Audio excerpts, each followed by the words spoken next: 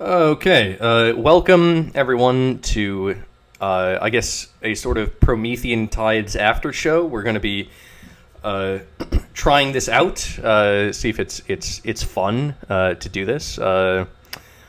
So we will be talking about tonight Spirited Away, which is a film from Studio Ghibli.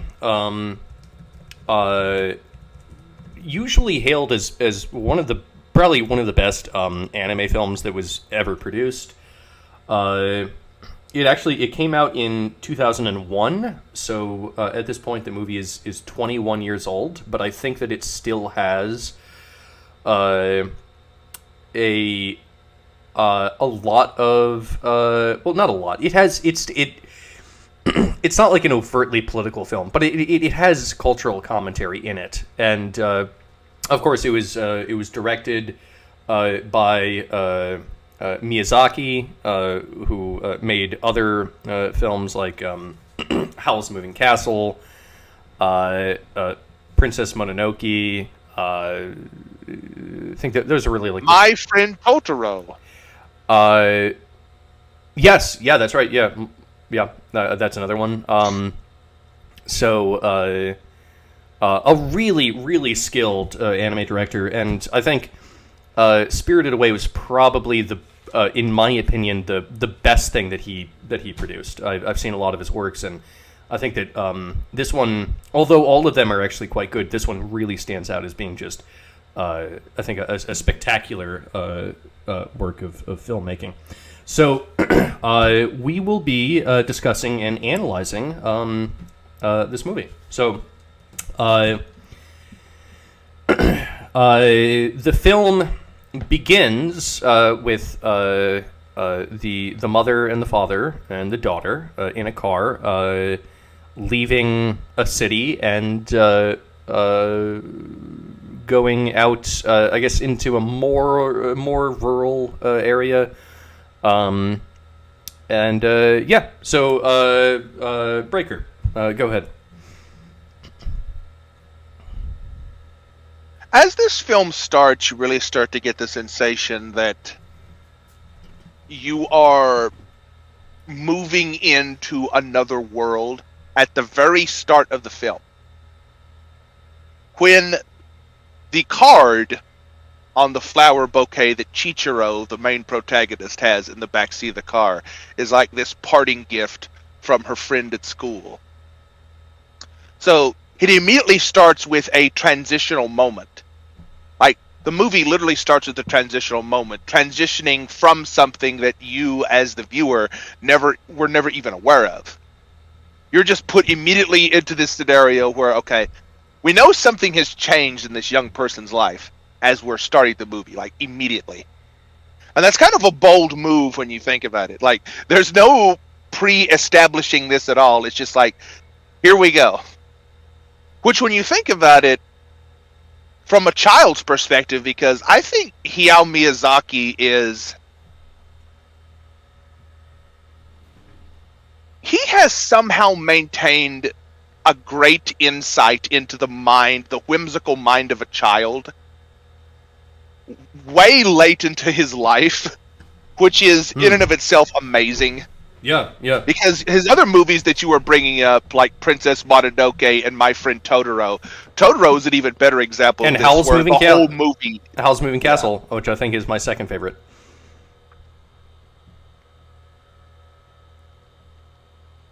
I think I remember that one. But anyway... It's a castle with legs. It walks around. Oh, I'm thinking of Castle in the Sky. Which, a funny thing about that, it was actually, the original title was Laputa the Flying Castle, but he didn't realize that Laputa in Spanish literally means the whore castle. So they had to change the name. It was he thought he was just trying to think of a word because he doesn't even speak English, so he didn't realize that Laputa was actually a word in Spanish that meant something very negative, so they had to change that in the American release. Oh, he was just trying to like he was just thinking of a Make word up a random that word. sounded vaguely like Spanish or something. He doesn't speak English or Spanish. So he didn't realize he was just putting random sounds together to make something fantastical sounding, but it actually meant the horrid Spanish. That's like that's like when I was I think when I was like fucking 12 or something, I tried to write a really shitty Halo fan fiction. Because at the time I was just obsessed with like the Halo universe, and it took place on this planet that I decided to call Trite, just because it sounded like a cool name, like Trite. And then I then learned, Trite means like insignificant and unimportant, and I was like, oh, I don't know if I want to name a planet that. You could have worked with that. I could have. Yeah, I could have. Yeah. But anyway, when Spirited Away starts, we're immediately like thrust forward into this transitional moment, and as it continues on, like when I first watched this movie, honestly, there were no cultural touchstones because I'm a Westerner. General Chief is a Westerner. Like, this movie is unapologetically Japan-centric. It makes zero attempt to, like, smoothly transition over to any type of other audience of like a Western background. Like, all the symbolism and mythology through the entirety of this movie is so Eastern-centric, specifically Japanese-centric, that if you really want to get the symbolisms and allegories of what this movie is saying, you kind of need to do a bit of extra research. But to enjoy the movie for the spectacle that it is, and the fact that it's a child protagonist going through this, that's not really necessary, unless you want to get a deeper understanding of what the fuck is actually happening, like we attempted to do.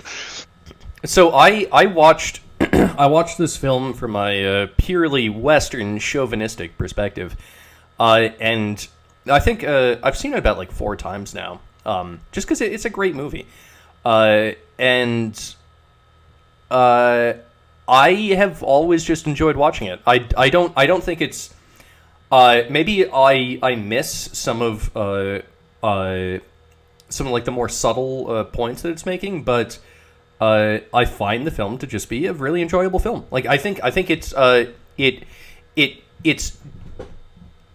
it's human enough that any human, probably regardless of culture, can more or less enjoy it. But I'm interested in some of the takeaways that you got from it. So let's go through the film. So I took some notes. So I said that the film begins with kind of like leaving civilization. They end up in the woods, and the father says, "Oh, don't worry, we can handle this rough path ahead because I have 4-wheel drive." And they eventually come up to this like big stone wall that looks very old, and their father goes, "Oh, it's probably just made out of plaster. It's fine." And what I took away from this was that there's kind of a disconnect between the modern day world and the ancient traditional world. The modern day world has a lot of its own magic in the form of technology, but it also has a lot of arrogance to it. Like, oh yeah, I can handle this. It's 4-wheel drive. Or, oh yeah, this old wall. It's probably made out of plaster. Like, whatever. It's not that the modern day world doesn't have its own magic, right? Like, technology is kind of a form of magic. It's just that it can be very arrogant with the way that it uses the power that it has. That's what I took away from at least like the beginning scene. What did you think? I don't disagree with that, but I'll probably add a little bit more to that. Because first we have the transition of this naive, childish character, Chichiro, our protagonist. That's like, oh, she's bummed out she's leaving her friend behind, and she just keeps reading this going away present on the bouquet of flowers over and over. And her mother's like, I told you not to squish those flowers, you're going to kill them all. We got to get to our new home to put those in water before you squish them to death. And she's like really distraught about this. And then it immediately cuts to this scene where they're on the highway, and the father who is driving needs to take this exit. And he needs to wait for these other cars to pass. And just in that little pause, you get to see like this, like you were saying, like all the technology. Just in this scene where he takes the exit, you get to see all these lights and modern day technologically advanced buildings. And it pauses there. He explicitly has to stop to wait for these two cars to pass. So there's like this little breathing moment. And it's like, oh, hurry the frick up. It's like modern day traffic. It's like, oh, the only frickin' cars. And then once he takes the exit, it immediately transitions away for that. So we're going deeper into a more primitive existence. Yeah. Like we're moving away from hustle and bustle. We're going just with that one scene. It communicates so much. Like every single scene in this movie communicates so much by saying little to nothing, which is in and of itself amazing. Well, actually, just with the visuals. If you're making an anime, then like every it's very expensive. Like so, every scene has to mean something. There's a reason that was in there.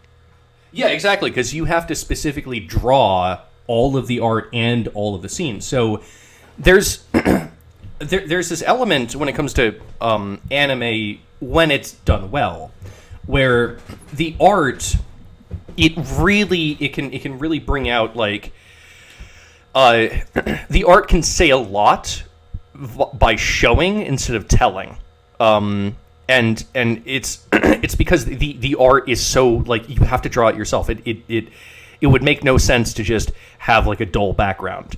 That is something about anime. I another one of my favorite animes of all time is Ghost in the Shell, and the art in Ghost in the Shell tells about half the story. About half the story is like characters talking and whatnot.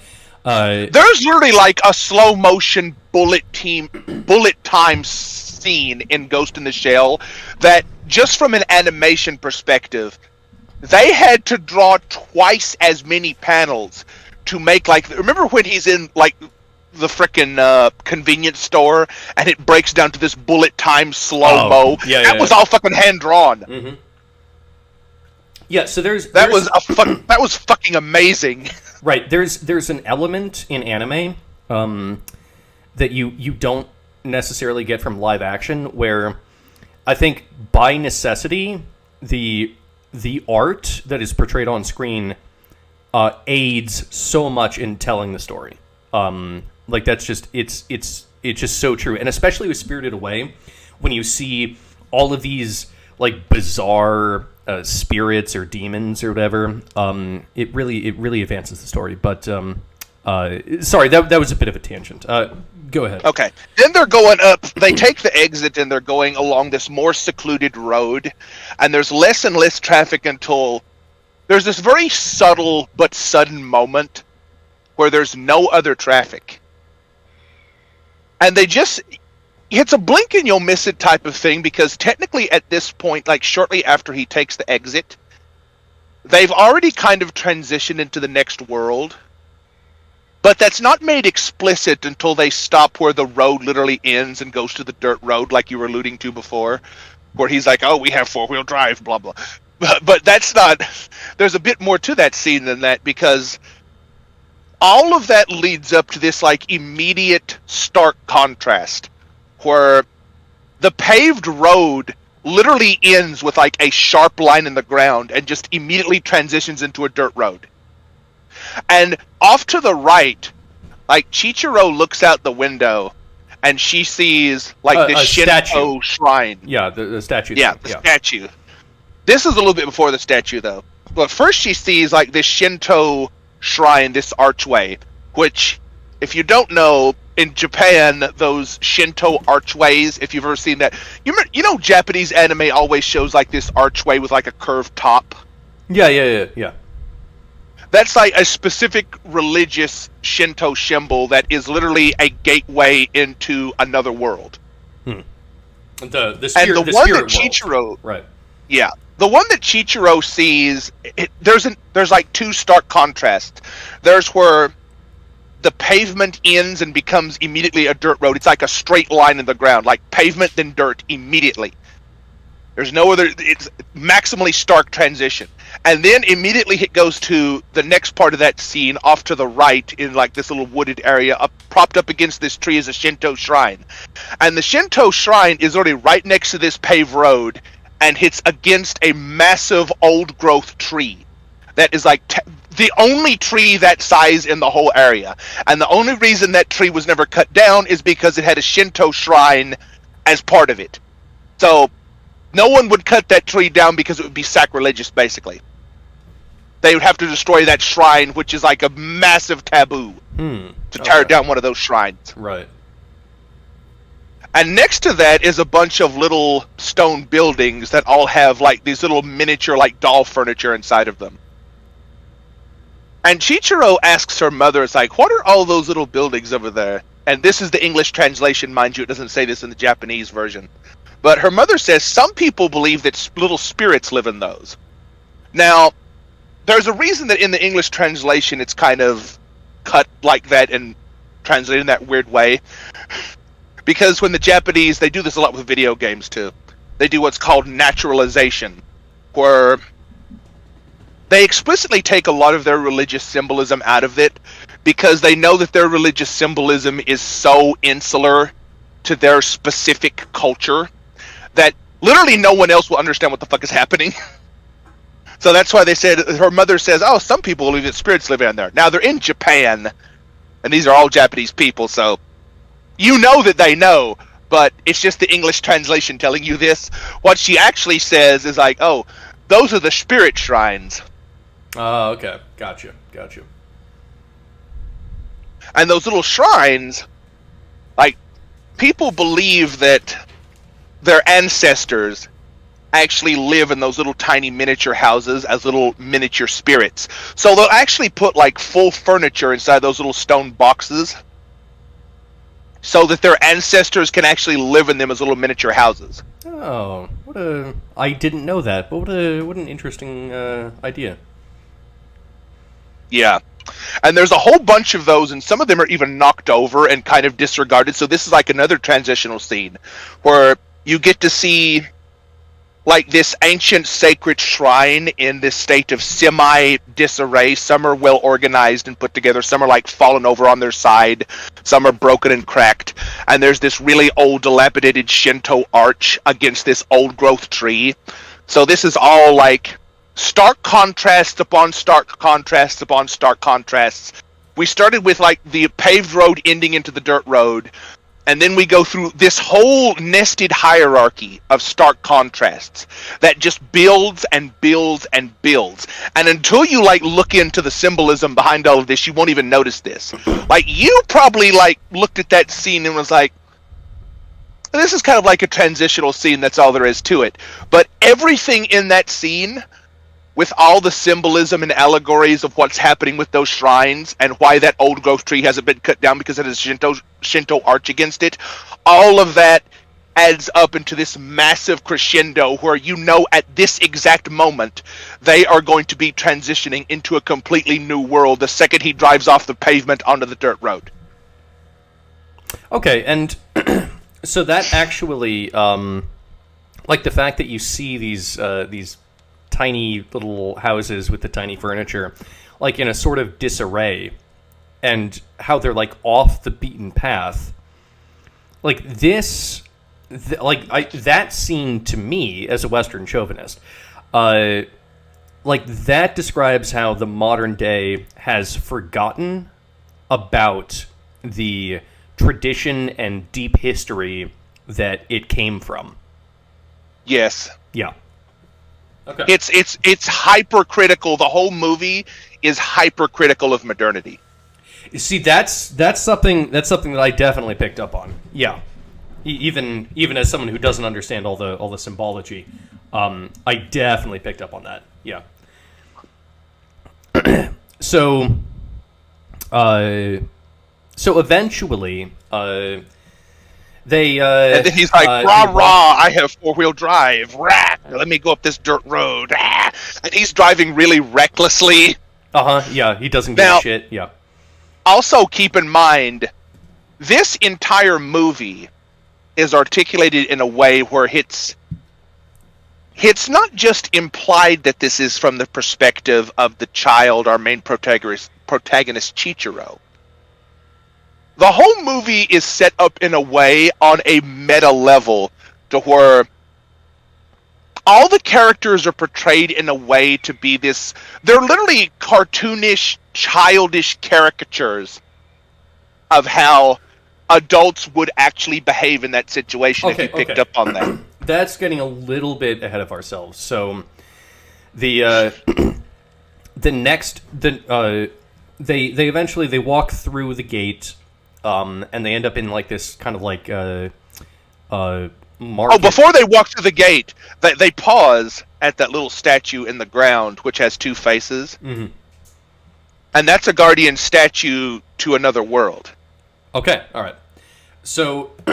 They get through the gate and they end up in an abandoned market. It appears to be a marketplace that it hasn't fallen into disarray. Like it looks like a perfectly fine marketplace, but no one's there.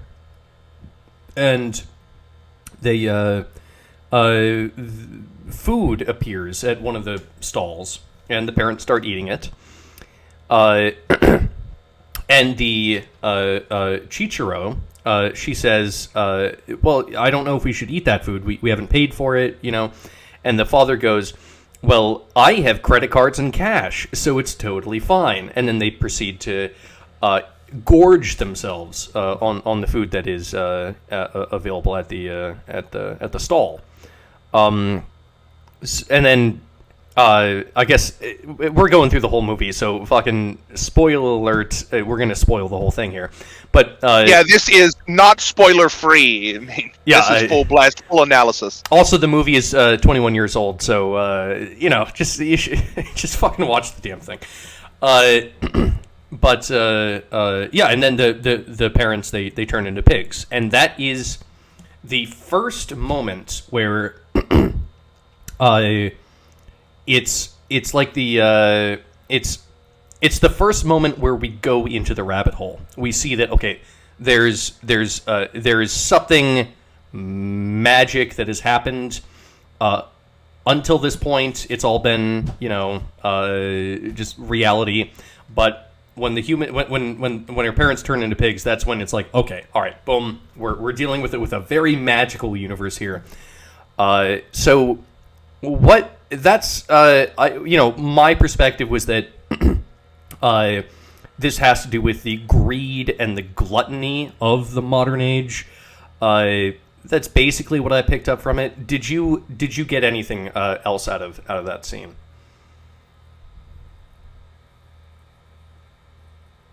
Okay, when they're transferring over and they've gone through the archway, like you alluded to before, the father is rubbing his hand against the archway. It's like, this is all like phony and fake and plastic. These are made of plaster. He said it's plaster, yeah.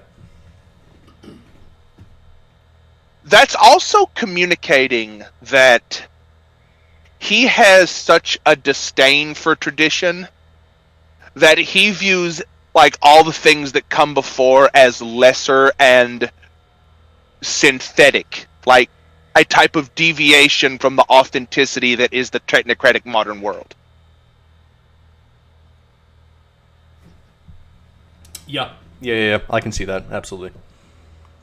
And he says this with such bravado and pure, unadulterated disdain that, now keep in mind, this is all like framed from the perspective of Chichiro. And not only that, this is framed as though this is a memory of hers that she is now recanting. That is never explicitly made clear, but by the way you can see and hear the adults reacting to these things, you have to stop and think to yourself, is this how her parents would realistically react to this?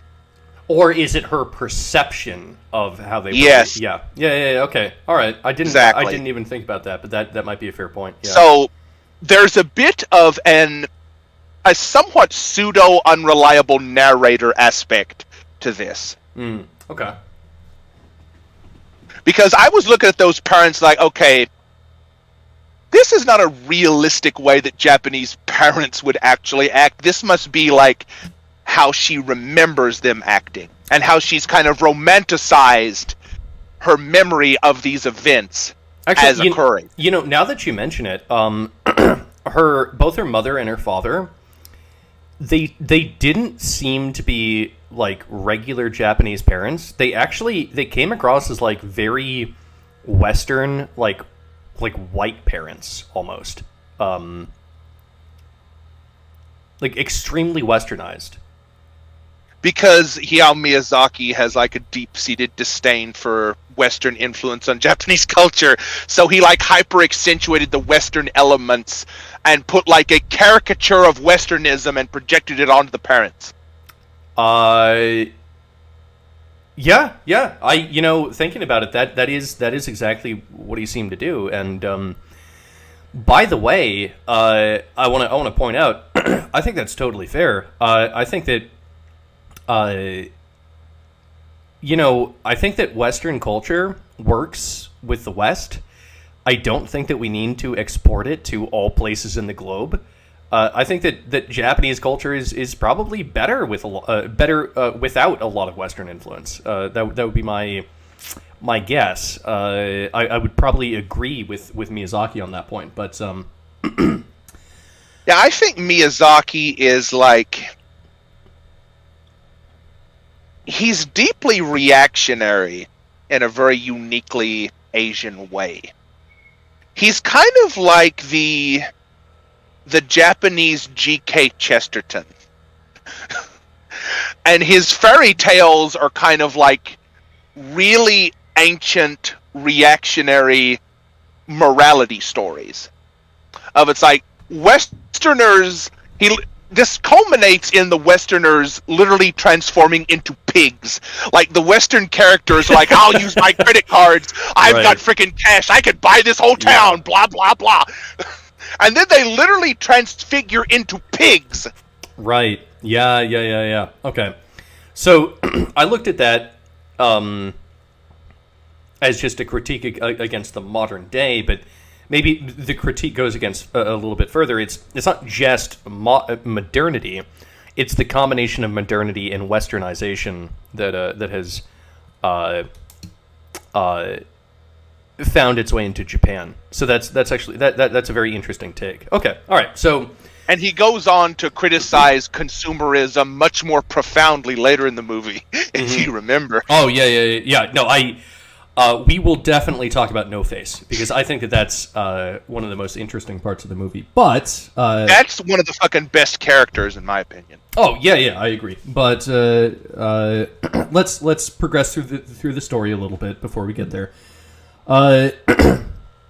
So her parents turn into pigs, and she starts to disappear. Like, she starts to become invisible, and then. The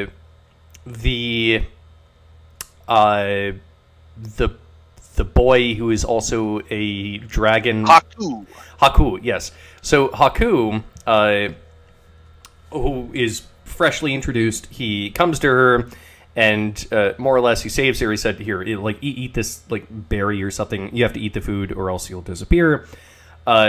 Which I thought was interesting, because her parents also ate the food. But I guess the difference is that she ate a single berry, whereas her parents ate 15 chickens, and so that's why she, both her and her parents continued to exist, but she remained as she was, and her parents turned into pigs. It's like the amount of food that she ate was the difference, that it was a single berry for her. It's something like that. I don't know, but anyway, so he takes her, and then they cross the bridge into the bathhouse of the spirit world, and and that's really where I think that's where the film really starts to take off, right? Like everything before she enters the bathhouse is kind of just like the leading up to like really the actual film. So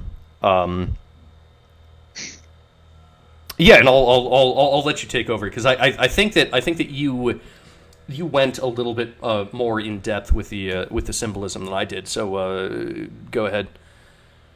Yeah, I'm the right brain motherfucker in here. So there you go. Yep. So we've gotten past like the pig transformation, what that's symbolic of. Okay. Then we get into like after her parents get transformed into pigs and she's basically lost her last connection to modernity and the technocratic world order that was just outside that they transitioned from previously. Like this hyper-modern capitalistic consumerism has literally culminated in her freaking parents becoming literal pigs in front of her eyes. And the only thing she's left to do is to rebel against this and flee from it. Because her parents are now literal fucking animals in her eyes. So she runs away through this mysterious town. And she ends up all alone, like in the corner. And she's watching this procession of all these fantastical, whimsical, ancient spirits passing by above her. And the only one of them that really notices her is Haku. And he's kind of like the transition. He's in the form of a child. But he just like her. Yes, he looks like a child in that scene. He looks like a child, but as we go on, we'll find that that's not the case, really. I think the childlike aspect of this is there is a reactionary aspect to this, but it's strangely Nietzschean in a way. Now, this is going to get really fucking deep. Oh, Jesus. Okay, but, all right. Oh, God.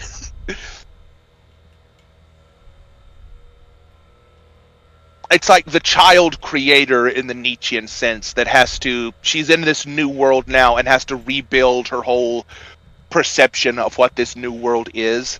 So the transition here is another child has to come along and aid her in the transition into this new world. Okay. Yeah, I can see it. One brief aside, is there? Do you think there's any connection between Haku and haiku, or do you think that's just they sound similar? It's a different word. Okay, all right, yeah, 100%. I'm just your good old Westerner.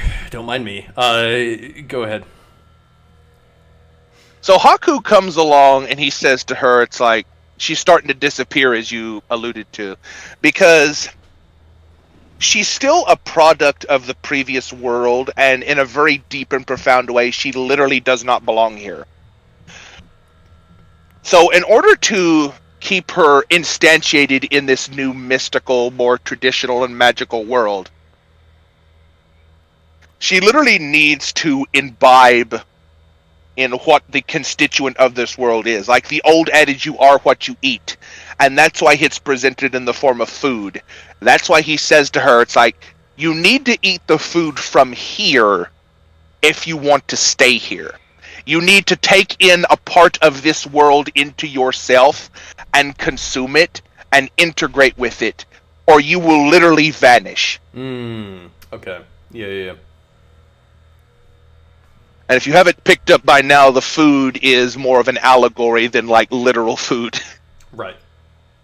Like if you want to be here,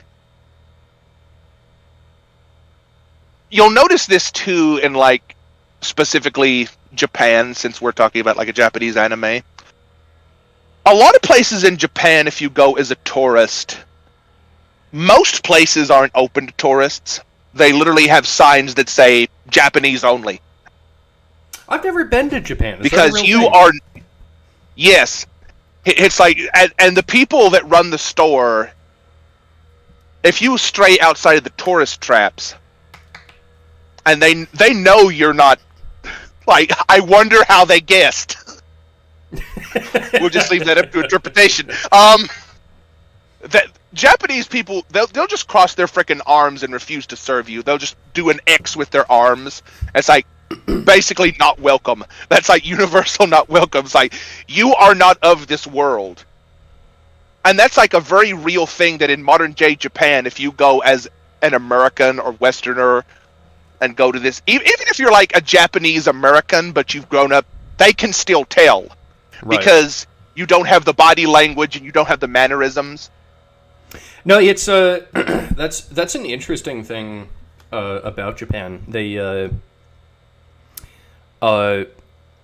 body language is a huge part of communication there, and I think it's a much larger part of communication than in the West. I guess that Japanese people don't shrug. Do they not? I didn't know that. Yeah, like shrug is like a body language symbol. It's like, I don't know. It's like an uncertainty thing. Japanese don't have that. How do they convey I don't know?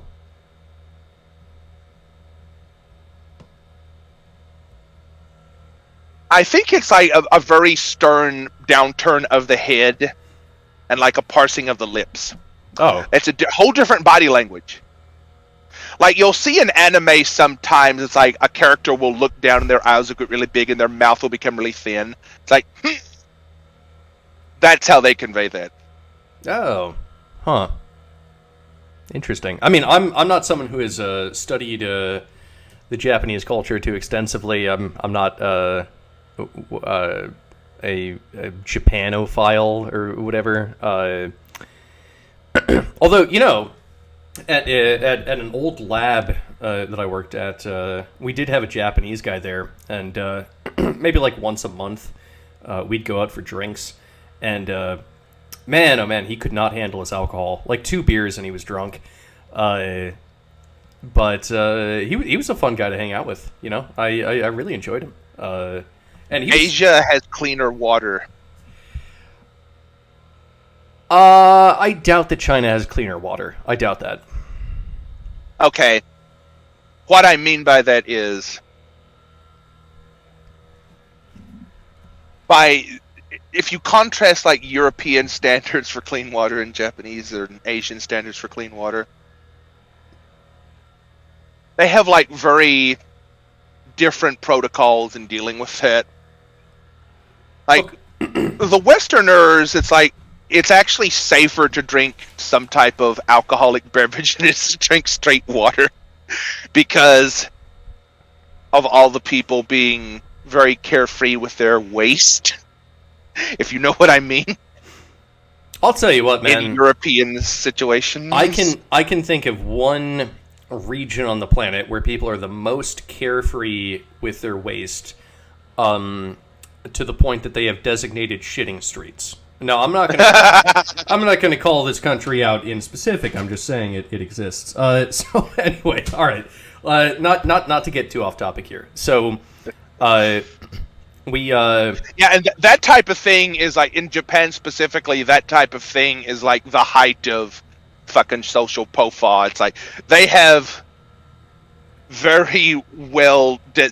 That's why, like, one of the reasons that you have to take your shoes off before you go, and this is also depicted in the movie that we're talking about. It's coming back, I swear. You have to take your shoes off before you go inside the actual house, because in ancient Japan, like most countries, most people were agrarian, like farmers. And if you're a farmer out in the frickin' marsh, and you gotta, like, nature fucking calls, it's like, you do what you gotta do. But then, you're just like, okay, I've been walking around to this marsh where everyone does what they have to do, so I better take my freaking nasty-ass shoes off before I go inside the house. And that's where that comes from. Okay, so Even high class, like 5-star restaurants in Japan, you have to take your shoes off before you go in. this God, we're getting we need to go back to the movie, but I want to point Yeah, this okay, out. we're getting back to the movie. The trend. Oh, yeah. There's a difference between a rug and a carpet. A Yes. a carpet is this sort of like floofy modern day thing where like you carpet your house and it feels good when you're barefoot because it's nice and soft and it's not like hardwood floor. There is, but that's carpet, right? A rug is specifically something that is durable and can take you walking on it even with boots on. Like a rug is a much more durable piece of carpet, but you put it strategically around the house as like this durable thing. And I think that when it comes to, let's say, like the northern snowy regions in Europe per se, it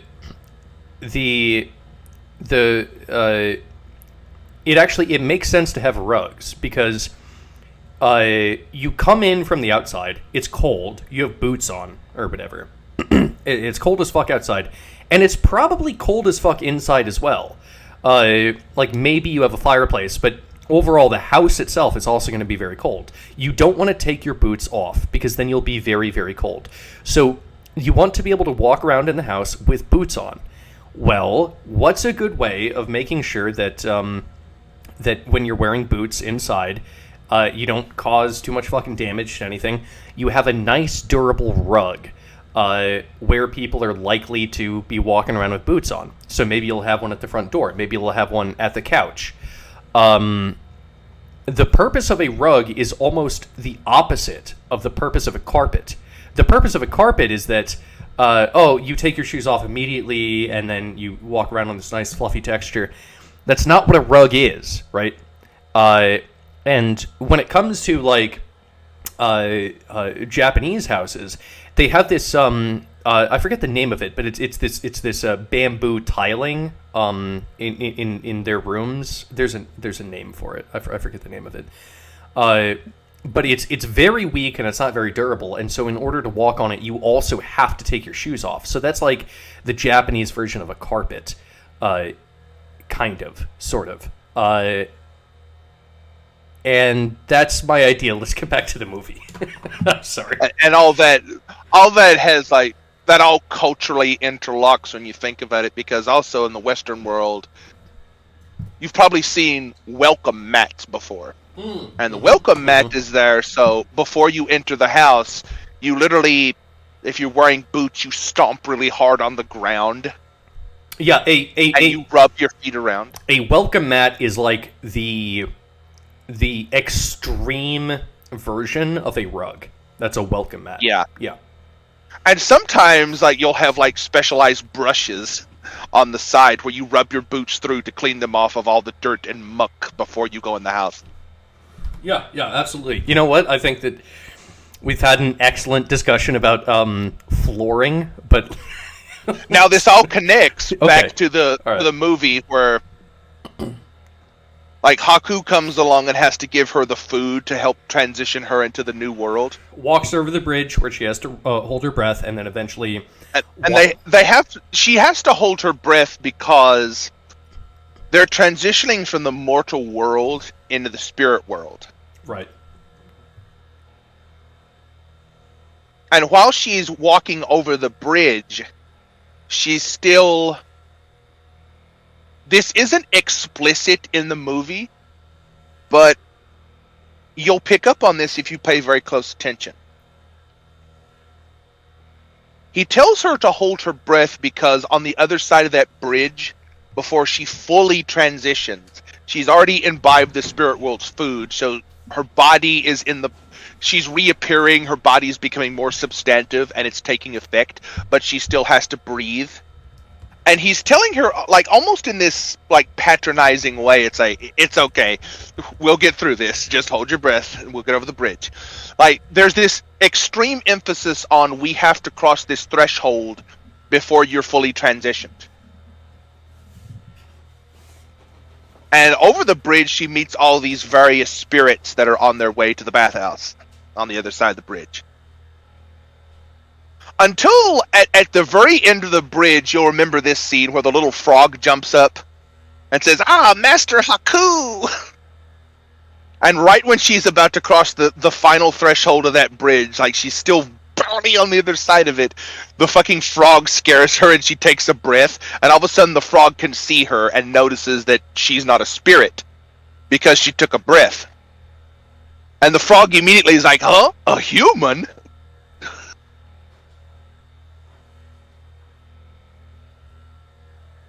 Now, in case you didn't know, in Japanese mythology, frogs are sort of a symbol of, like, karmic recurrence. That's why in Japan they have these little money banks that you put your money in, and instead of being shaped like a pig, it's shaped like a frog. So a frog is like something that's a bellwether of good fortune. Like, when the frogs return, it will be time for the growing season again. When the frogs return, it means good fortune is returning. And if you remember later in the movie, the frog returns again in a different way.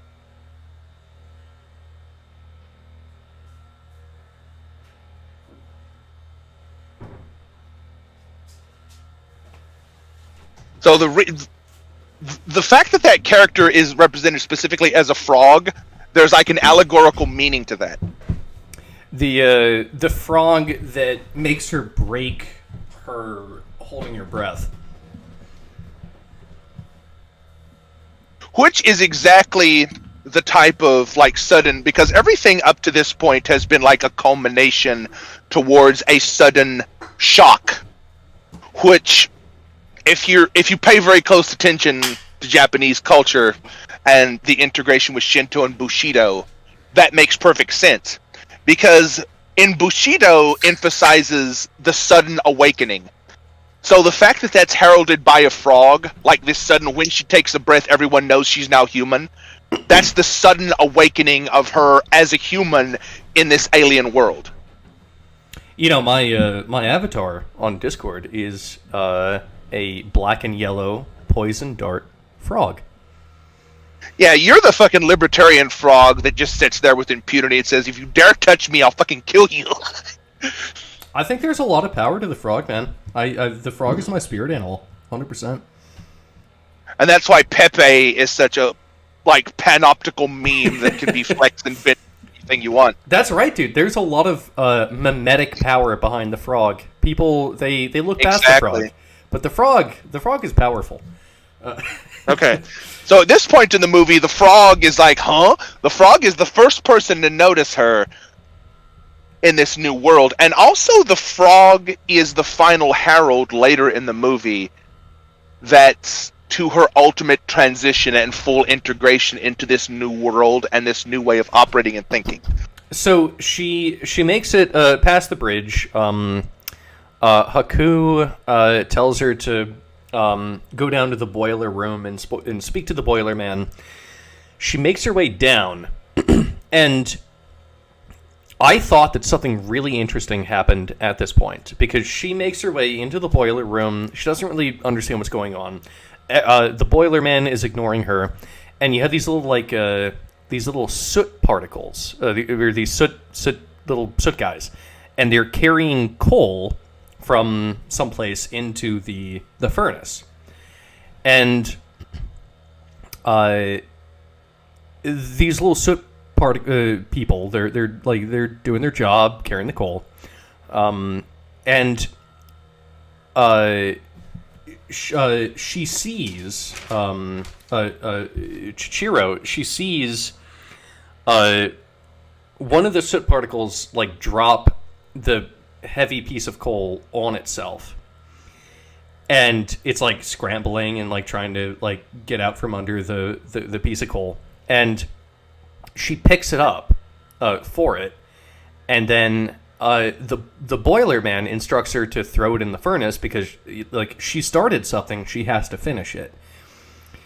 And then when she throws the piece of coal into the furnace, all of the other little soot guys, they all simultaneously drop their own pieces of coal on themselves because they've recognized that Chichiro is willing to do the job for them. And so they're all like, oh, yes, I'm also struggling with coal. Please pick up the coal and put it in the furnace for me.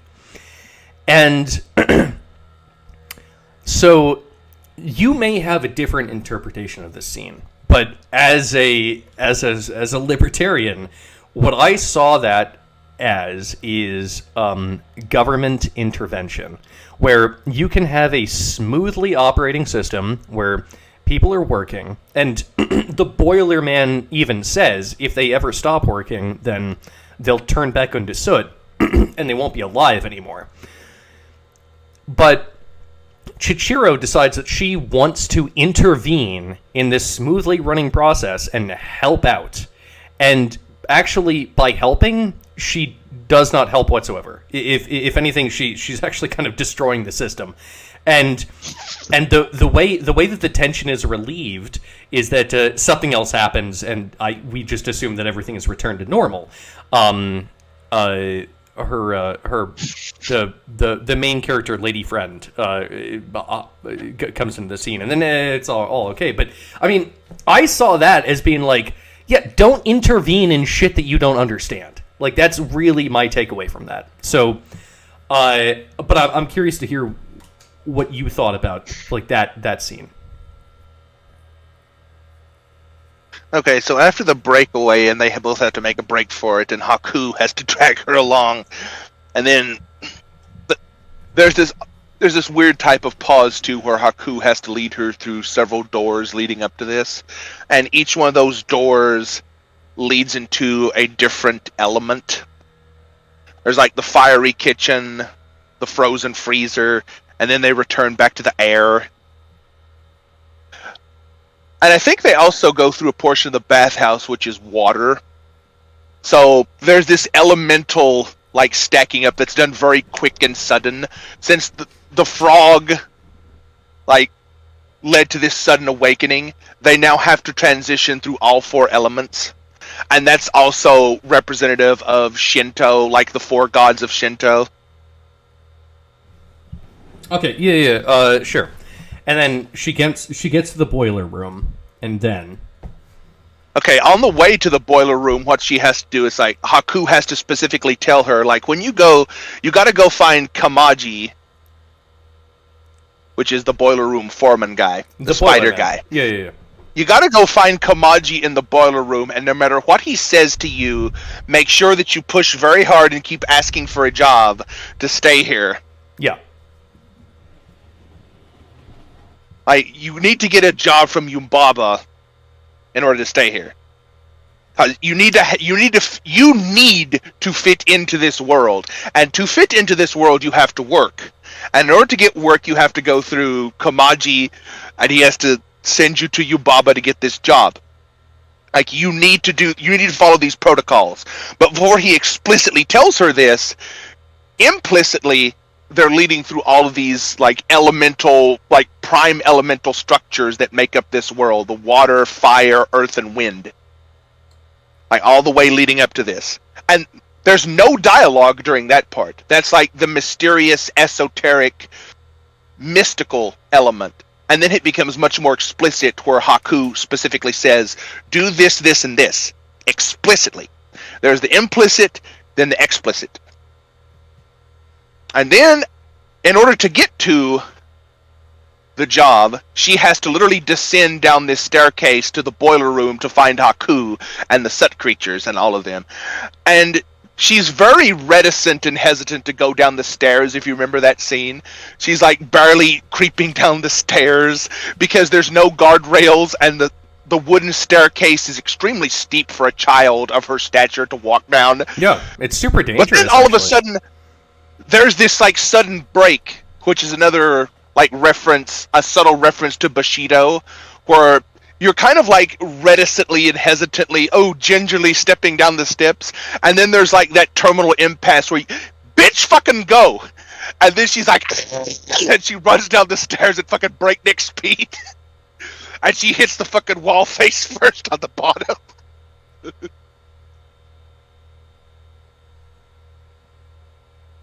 So there's been two very violent and catastrophic sudden awakenings where, and this is like allegorical to the type of milestones as a child, like when your father throws you in the lake and says, fucking swim or drown.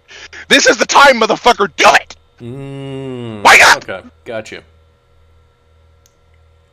So there's like, and this is more stacking upon stacking of like this multi-nested hierarchy of, the whole movie started out with awareness, greater awareness, to full blast transition, parents becoming pigs, and then it's like this subtle pause moment where she's like, and then it's like another sudden awareness, like creeping up, the frog notices, or another sudden awareness, and then they transition again through the halls of the four elements, and it's like, okay, you do this, this, and this, got me? I got you.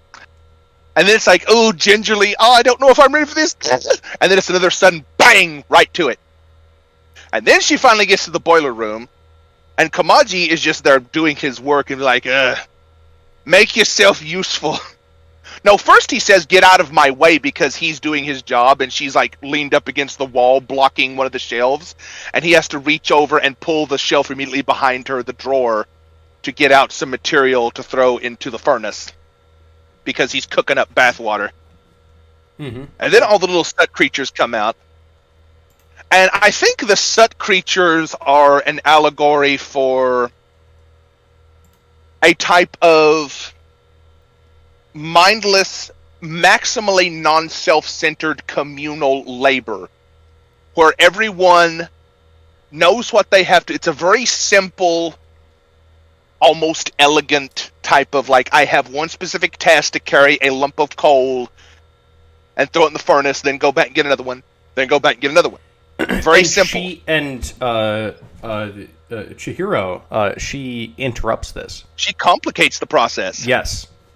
She's like, a piece of coal, you say. It's like, hey, let me pick up this piece of coal and I'll throw it in. And again, she's like very tentative and reticent, and she's like gingerly picking up the coal. It's like, I don't know. And it's very freaking heavy for her. And since she just like, she times the freaking furnace door opening and closing and chucks it in. And then all the other creatures are like, wait a minute. This would be a whole lot easier if I just let you do it.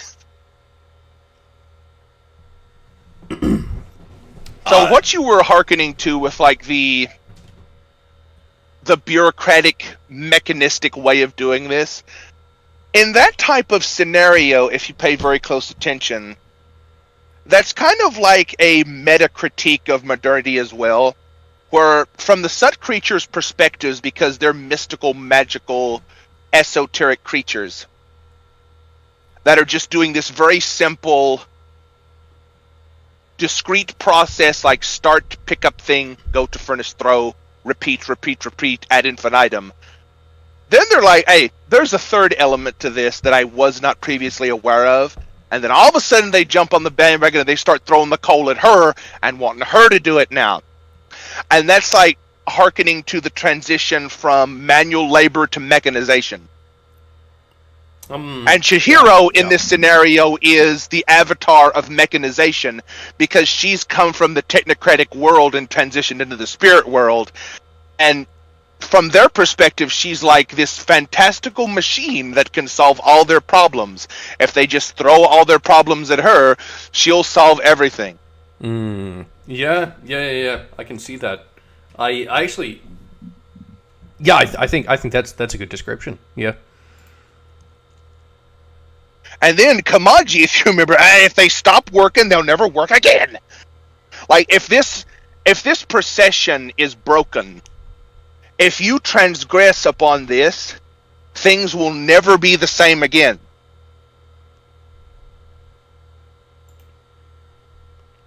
Right. Like, you will literally alter the entire paradigm of this whole little miniature world that I have created to do this task if you transgress upon this. Right. She is.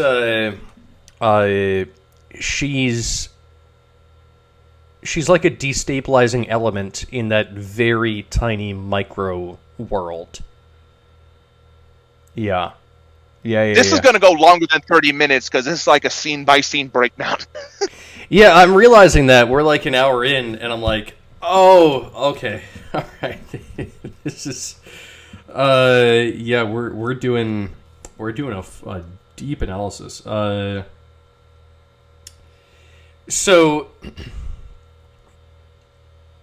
Eventually, the scene ends, and she gets picked up by I forget her name, but the lady, Lynn.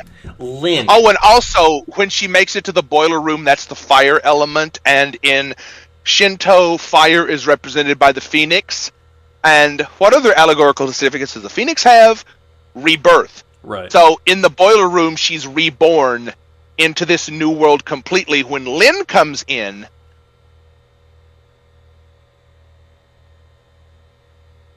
and takes her to see Yubaba. Yeah. Yubaba is like really fucking interesting in more ways than one.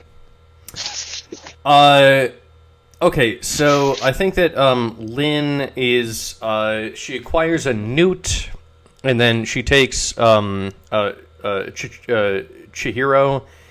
up the elevator. She gets on the elevator with a radish spirit who is like this big sumo wrestler but made out of radish. And she eventually ends up at the top floor, I think, which is Umbaba's penthouse. And she has her first interaction with Ubaba, the witch that is in control of the bathhouse. Now, what I find interesting is that this bathhouse, it's for spirits, right? But it's run by basically a capitalist, like in almost the purest form of what how a capitalist would run a business. And it feels very human. Like, it feels very much like a modern day medium-sized business. Maybe one that isn't publicly traded and has a board of directors or whatever. Like a medium-sized business where you still have one guy at the helm of things and it's not like a board deciding stuff. I got that feeling. That's actually what the bathhouse is. It's just it's a moderately successful business in the spirit realm. It's a guild. It's a guild.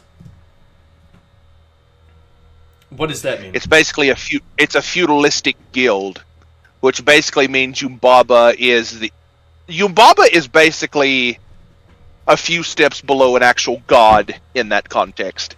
This isn't like the type of friendly private property libertarian capitalism you might be thinking of.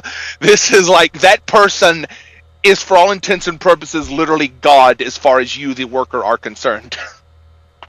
Well, and she kind of is, because she has magical powers, and don't fuck with her because no one can. She's too powerful for anyone to actually be able to face. That's true. Exactly. Yeah.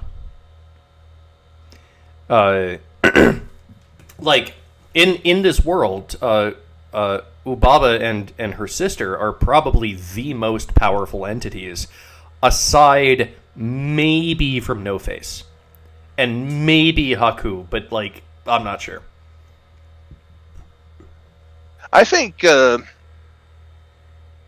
as far as that goes, Yubaba and Zenbaba, the two sisters, are, in a greater allegorical sense, they're like a manifestation of yin and yang. So, they are in this allegory, they're essential embodiments of the light and the dark, literally, personified. And isn't it strange how, like, the consumerist, capitalist guildswoman is, like, the manifestation of the yang, the dark side. Whereas the sister is not involved in business at all. She's just living out in the swamplands. Yeah, she is like a secluded old, like, spinster. She doesn't, unlike Zumbaba, she doesn't even have any kids. Yeah, okay, the baby is worth talking about, but, Ubaba, she's very powerful, but also she's making lots of gold and money or whatever, and she's in control of this very great bathhouse, but ultimately she seems more unhappy and also more evil. Whereas Zubaba, she lives out in the marshes. She doesn't have a lot of stuff. She's not. It's like, it's not nearly as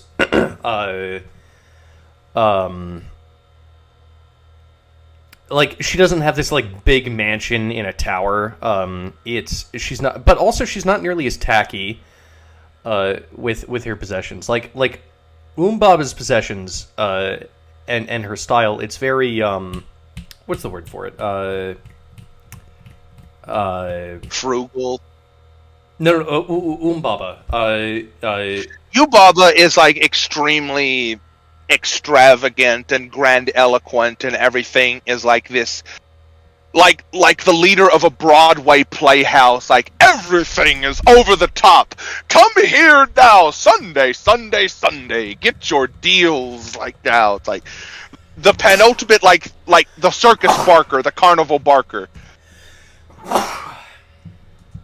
Like, everything is like this capitalistic pitchman, emotional manipulation, like cane waving, top hat wearing, like, ho, come on down. Yeah, it's very extravagant, but there's a word that I'm trying to think of. It's a synonym. It's lavish. It's extravagant. It's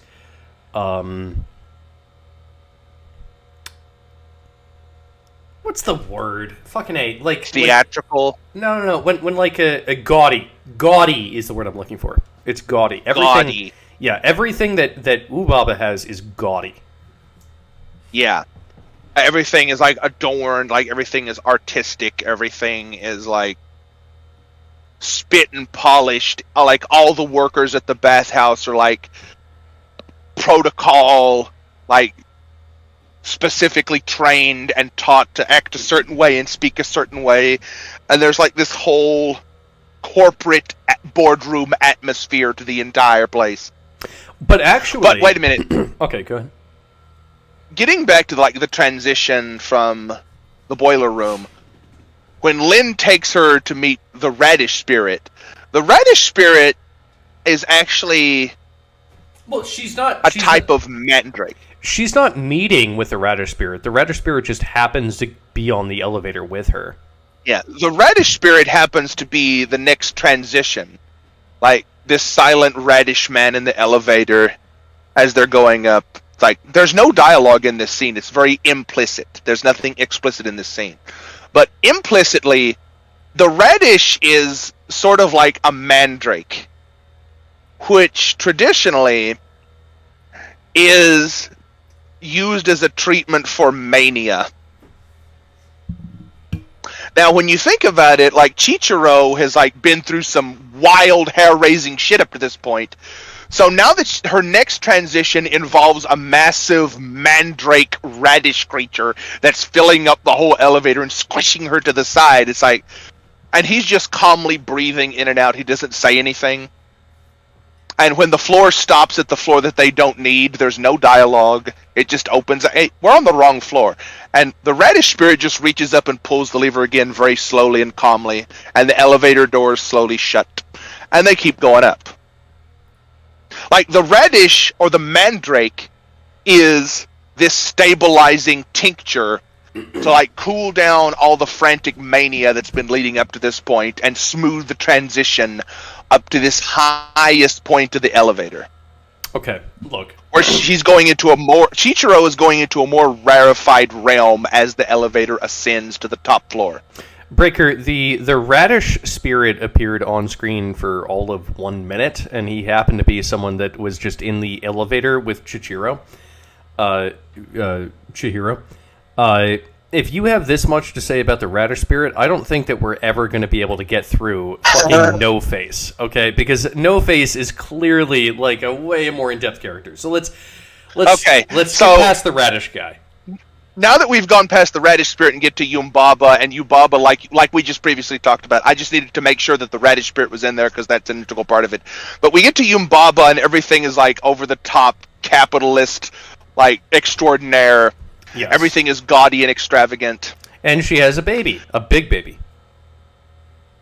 Yeah, and she has a baby that is constantly acting up that she always has to tend to, and she has to completely change demeanor from this cold-cut, stone-faced businesswoman to this, like, a literal caricature of motherhood, where she has to become this, like, mewling, sympathetic, it's like, oh, my baby! And it's like this really stark contrast, like this sudden 180 shift to a complete different characterization when she's talking to the baby. Yeah, I wrote that down. I thought it was a really interesting point about the character, that she has to be two different characters constantly. Yeah, and it's always this back and forth, back and forth. But then, when she finally gets Chichiro the job... So I have a thought about that, right? That's a critique of fucking modern motherhood and how women wait so long to have babies? No, I wasn't. I wasn't going to go there. I think that she's good at both because both require the same skill. So this is kind of what I took away from that. I thought, okay, here is a woman who is good at taking care of things. A bathhouse or any business needs to be taken care of almost like a child. And also a child needs to be taken care of like a child. She can transition between these two things effortlessly because really the only change that she needs to make is the tone of her voice. And that's easy for her to do. She can go, I am angry, I am upset, blah, blah, blah, when it comes to the corporation, because that's what the corporation needs, because it's a child that needs that sort of voice. Or when it comes to the baby, she can go, oh, you're so sweet, you're so sweet. But ultimately, she is taking care of both her company and the child in the same way. Notice that the child is not allowed out of the room. It comes out later in the film that, like, Ubaba had told the baby that the air outside of his room was poison and that he should never leave. And then the baby, he exits the room and he realizes that actually the air is not poison, and then he gets turned into a large rat and whatever. But I think that there's a point there. It's that between both the company that she's running and the baby that she's running, she's willing to lie in order to take care of both of these entities. And really, I think that she takes care of both of the entities in the same way. And really, actually, the only difference in how she takes care of these entities is the tone of her voice. And that's really just the only difference. And that's why it is that she is so able to move from taking care of baby to running business to taking care of baby to running business. It's because it's actually the same thing. All she has to do is modulate her tone of voice. That's what I got from that.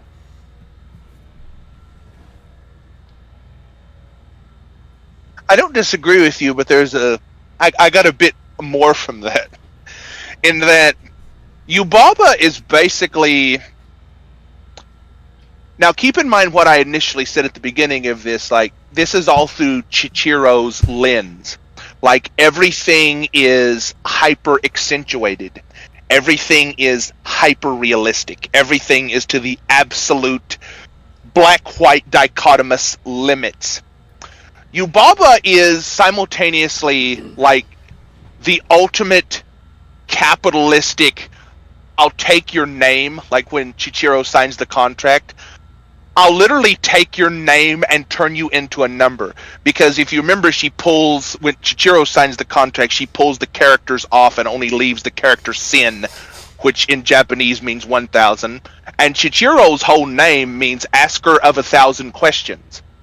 And Yubaba literally pulls the characters out of her names and leaves only the number. So she's represented as this hyper, like, caricature of a capitalist. And simultaneously, she's represented as this hyper caricature of a mother, in that she's the ultimate Oedipal mother. The smothering, mollycoddling, like, don't leave your room or you'll fucking literally die mother. She is like the worst caricature of both of those things that you just described. And, okay, she runs a good bathhouse. It doesn't appear as though she's a good mother. Like, until something happens at that bathhouse. Even so, actually, I think that, more or less, she runs a good bathhouse. Like, I don't think it can be denied that she runs a very good bathhouse. Is she raising the baby correctly? I don't know. Maybe she is, maybe she isn't. Because ultimately, it's a giant witch baby. Maybe you have to treat it differently than a normal human baby. Like, you have a fucking 12-foot tall, fucking 800-pound witch baby. Maybe you have to raise it differently. I have no idea. In fact, the movie does not really present us. The movie doesn't really present us with an affirmative or a negative on whether she's a good mom to the baby. The only thing the movie presents us with is that the baby did decide to rebel once it realized that the mom had lied to it, that the air outside of its playpen was not, in fact, poison. We actually don't know how good of a mother she is. Well, the fact that she raised a baby that thought it, like, appropriate to use, like, physical force and violence to compel someone to freaking play with it, that might be a hint. Right, but she's like, in this spirit world, Umbaba, she's a lion, and the lions need not care about the affairs of the sheep. So, to a certain extent... Another Nietzschean reference of the Lion Destroyer. Right, yeah. So, I mean, if the baby is supposed to grow up to be... I mean, shit, the baby is bigger than she is. So, like, this baby, who knows what this baby is? Like, it's ginormous. It's also, its mother, or its grandmother, or whatever the fuck, is a witch. I mean, this baby might be, like... It might grow up to be one of the most powerful giant witch warlock entities in the spirit realm. Like, we have no idea, really, what this baby is. Actually, in Japanese mythology, the character of that baby is mostly based on a character from Japanese folklore, which it's kind of literally ripped from Japanese folklore. The character of Bo, like the giant baby that just stays this kind of like naive, gentle giant type of creature its entire life. That is like the Japanese equivalent of Oedipus. Like this eternal freaking naive child with the strength of a giant that's just in this constant, like, naive, innocent state. Okay, right. It's basically the single mother. What a single mother raises if they raise, like, a giant male offspring. It's, like, kind of like this caricaturish, overblown version because it's the eyes of Chihiro. Right. Yes. So basically, it grew, but it never grew up. Yes. Yeah, okay. I can understand what the baby is signifying there, then. Yeah, fair enough. Exactly. Because there's no father in the picture, in case you didn't notice. Right. Mm. Yeah, and that's another critique against modernity. Okay, so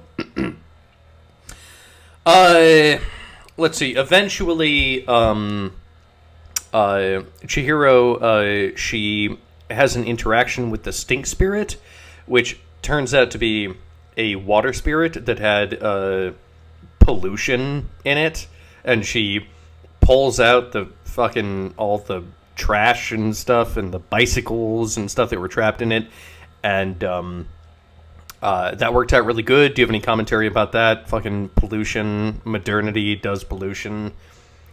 That's what I took from that. Is there a deeper thought there, or is that just on its surface just what it is? Just before that scene, you remember Chihiro. Just before that, Chihiro initially lets No Face into the bathhouse. Yeah. And that's a very subtle scene. It's like a blink and you'll miss it moment where she's like, hi. Because Chihiro is like this naive, childlike character, like pure innocence going through this turbulent, uncertain world where nothing is as it seems. So you just have her only way of interacting with this world is through her childish demeanor and lens. Like, hey, I need to be nice to this stranger guy. Let me let this guy in. And remember, No Face just comes in and like suddenly disappears, and you don't see him again for a while. But then she has to get back to the humdrum business of having her job at this place with her new name Sin, which is the number 1000. And Yumbaba initially notices, like, oh, a stink spirit, like everything is raining. That's why it suddenly starts raining.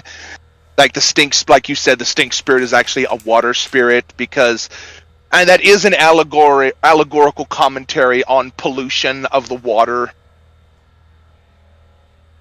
Like the water spirit is coming to the bathhouse, and before that, Yubaba makes like this passing reference to the bathhouse being a place that the spirits come to rejuvenate themselves. So the spirit of water represented as a literal stink spirit, like covered in sludge, that brings like this black cloud of acid rain with it. It's like, oh, the spirit of the water is coming to renew itself at the bathhouse of the spirit world and wash off all of this muck and pollution and grime and stuff. It's like, I gotta get cleaned up. It's too dirty over there.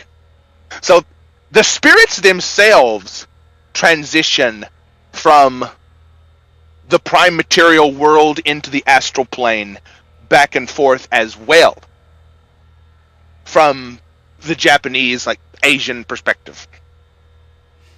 Okay. Like, there's not that much difference between spirit and people. So the stink spirit comes in, and Yubaba kind of starts to notice, like, I don't know if we're dealing with a stink spirit.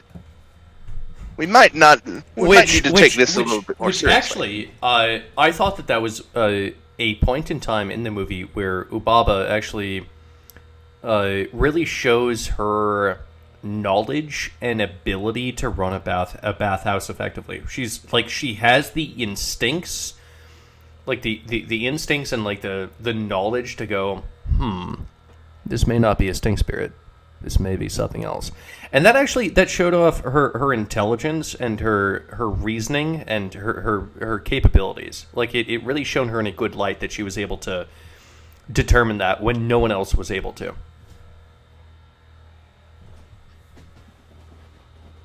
Exactly. Because she's a proper fucking business owner, and she knows the market. She knows the market better than anyone else because she's the fucking owner of the business. Yeah, and in that particular instance, it pays off for her. Mm-hmm. And Lynn is like, hey, Sin, you need to go get an herbal bath token. And remember, Sin/Chihiro tries to get a herbal bath token from the bath token salesman, and she kind of has to... Actually, it's No Face that helps her, if you remember. Like, No Face kind of distracts the salesman. And he's the one that picks up the token and gives it to her. And the salesman's like, hey, wait a minute, come back here with that, you son of a... And then she runs off and starts the herbal cleansing bath for the stink spirit. And this kind of this gives you some insight into No Face's character. because he's like an integral part of how all this starts with the stink spirit. Like, he's like the representation of all the good things, like the superficially good things that modernity and progress can give you in the short term. It's like, in that specific instance, No Face is nothing but helpful. But he's helpful in a weirdly subversive and ultimately backhanded kind of way, where he kind of like tricks the shower token salesman, and technically steals the token and gives it to Sin/Chihiro, and she runs off with it. That's kind of giving you some insight into what really is going on with him. I think that okay, No Face might be a representation of modernity, because it starts out just being openly helpful, but then it's lonely, and it actually says on multiple times, "I'm lonely," and it really wants people to like it, and in that process of giving out gold and eating more and more and more, it becomes more and more twisted, right? This entity, it becomes, it starts out from seemingly neutral, and then it becomes twisted, and it has an agenda all of a sudden, and it becomes this disgusting creature of gorging itself and giving out gold, and so maybe... And it's always the child creator that allows it in the door, because when No Face first gets in the door, No Face is just like this lonely spirit outside the door, outside the threshold of the bathhouse. By the way, a very powerful spirit. Like, it's quiet. It's not trying to do much. Doesn't say anything. Just goes, ah. But throughout the film, we learn that it's probably like...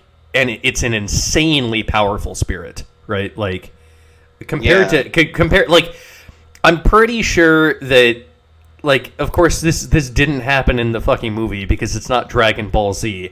I'm just saying that if No Face were to fight Haku or Yubaba, I think it might win,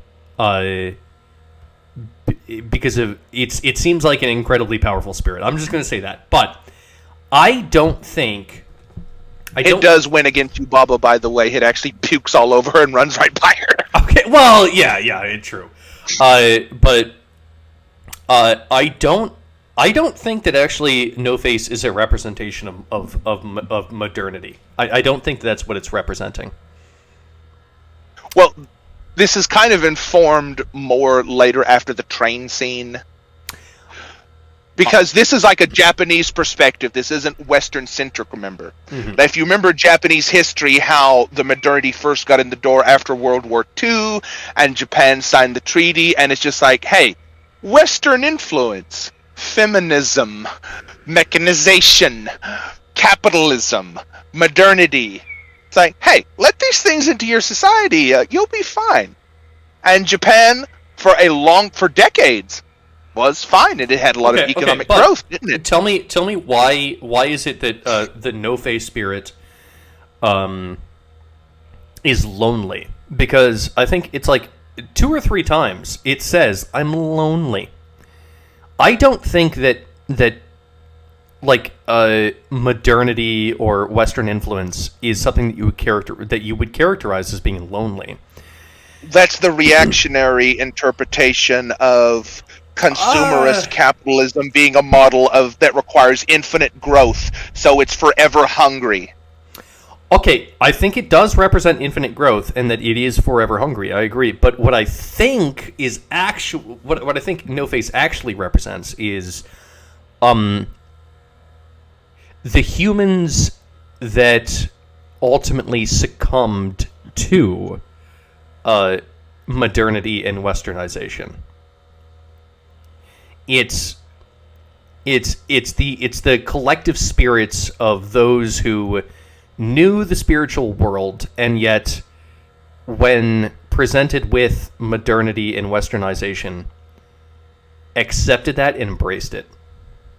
I think that is what No Face is actually representing, because those people, the people in Japan that were like, okay, yeah, I totally accept modernity and westernization. Well, maybe they did become lonely as a result of that, right? Like you move away from like this kind of like a cultural fucking unified idea with like different, like very family oriented, and you move into this realm where actually you're isolated, and it demands that you be isolated. It demands that you be lonely. And so No Face is actually a representation of the people who accepted that gambit. I think that's what it is. And the transition and renewal for No Face comes later, after this scene that we're trying to talk about right now with the Stink Spirit. Later on with the train ball scene where yeah. The medicine ball at which check. Am I still here? Yeah. Hang on.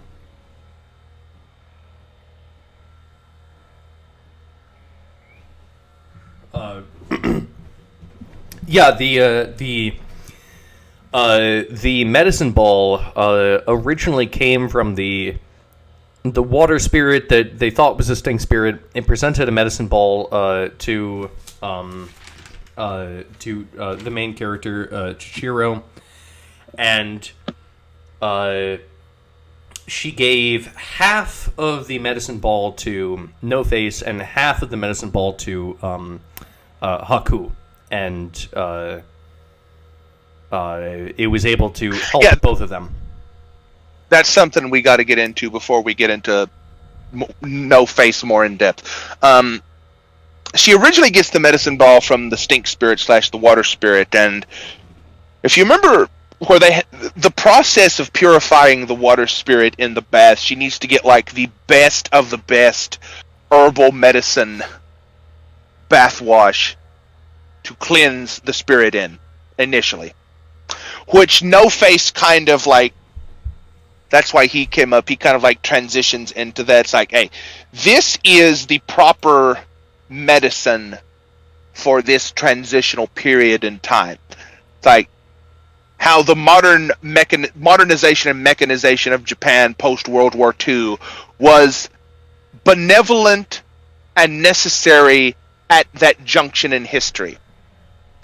Now later on that becomes increasingly more corrupt, but at that point it's exactly what's needed to renew like all of the past transgression and pollution and massive mess that the water spirit, like the spirit from the ancient world trudging back in to renew itself, filled with all of this pollution, needs to be renewed and cleansed.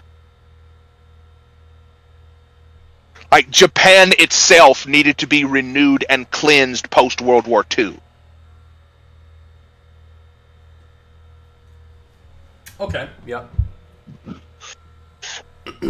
And then the water spirit, once it gets cleansed, its avatar is represented as like that disembodied mask, the no theater mask, and it says "well done," and that's the only dialogue it has, just the words "well done." Oh yeah, that's true. Yeah, it says "well done," and it just leaves. Yeah, it just like. That's the Bushido. Just sudden awakening, sudden transition. Once you've done what you needed, it's just off. And you gotta kind of get your bearings and like reminisce. Like Japan, like in Japanese culture, a sudden awakening followed by a long protracted reminiscing and contemplation is much more commonplace. Like in the Western world, everyone contemplates and plans and plots ahead for some future contingency. In Japan, things just kind of suddenly pop off, and you got to think about them and reminisce about them post hoc.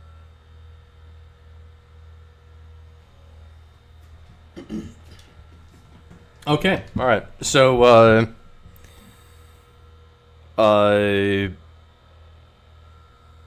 eventually we do get No Face coming in.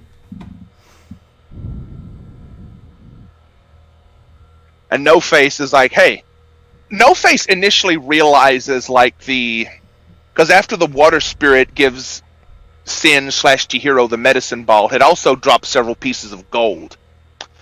And everyone is like, hey, gold, gold, yay. And Yubaba is like, hey, we got paid in gold. That was a really good client. You did good, Lin and Chihiro/Sin. You did a good job on this one. We made so much money with this gold. And then there's this cross-contamination event that happens. Okay, as part of that renewal... Between the Stink Spirit and No Face. The Stink Spirit left behind gold inadvertently, but then No Face drops in and he goes, oh, you guys like gold? I can make gold. You like gold? I'm a fucking alchemist. I can make dirt into gold. I can make gold for fucking days. I can spring gold out of my fucking hands if that's what you really want. And who's the first character that comes into the bathhouse after hours while everyone else is asleep is the frog. The bellwether of nature. The mighty frog. The good old frog. The mighty frog. The bellwether of nature. The master of the marginal world. Between the world of the water and the world of the air. Always on the margin. The amphibious one. The liver between two different realities. Mm. And he comes along and he's like, I wonder if any of that gold dust is still left between... And he's trying to dig the gold out of the floorboards. And he's like, where's that? Is there any gold left for me? And No Face is in the bath and he just pokes his head out and is like, I see it's gold you're after. And there's no dialogue during this, by the way. No dialogue. There is dialogue from the frog. The frog goes, "Oh, you have gold. You want me to have the gold? Okay, I'll take the gold. Yeah, I like gold. I'll take the gold. I like gold." And then No Face eats the frog. He does, yeah. Yeah, he. So now No Face consumes the avatar of transitions itself. So now No Face is transitioning from feudalistic imperial Japan into the new modernist mechanistic post-World War II Japan. By consuming the very spirit of transition itself, as symbolized by the frog, he now becomes the penultimate transitioner into the new paradigm. Right. Remember when Haku gave Chihiro the food of the spirit world and said to her, it's like, you need to eat the food of this place to remain here. No Face is also an outsider to this bathhouse and spiritual realm because he is disappearing and reappearing too, if you remember. Oh. He is also in a state of transition. The eating of the frog made him permanent. He had to eat the frog. Yes. Yeah. He had to eat the frog. Right. Actually, that's a parallel that I did not notice, but that is true. Because he was also kind of invisible. Wow. Yes. Interesting. Yeah, which I think bolsters my claim that No Face is a representation of humans. He also has difficulty surviving in the spirit realm without eating food because... we've seen that with humans. Humans can't exist in the spirit realm without eating the food. He becomes reality when he eats the frog. No Face is a representation of humans. Probably specifically Japanese humans, but yeah.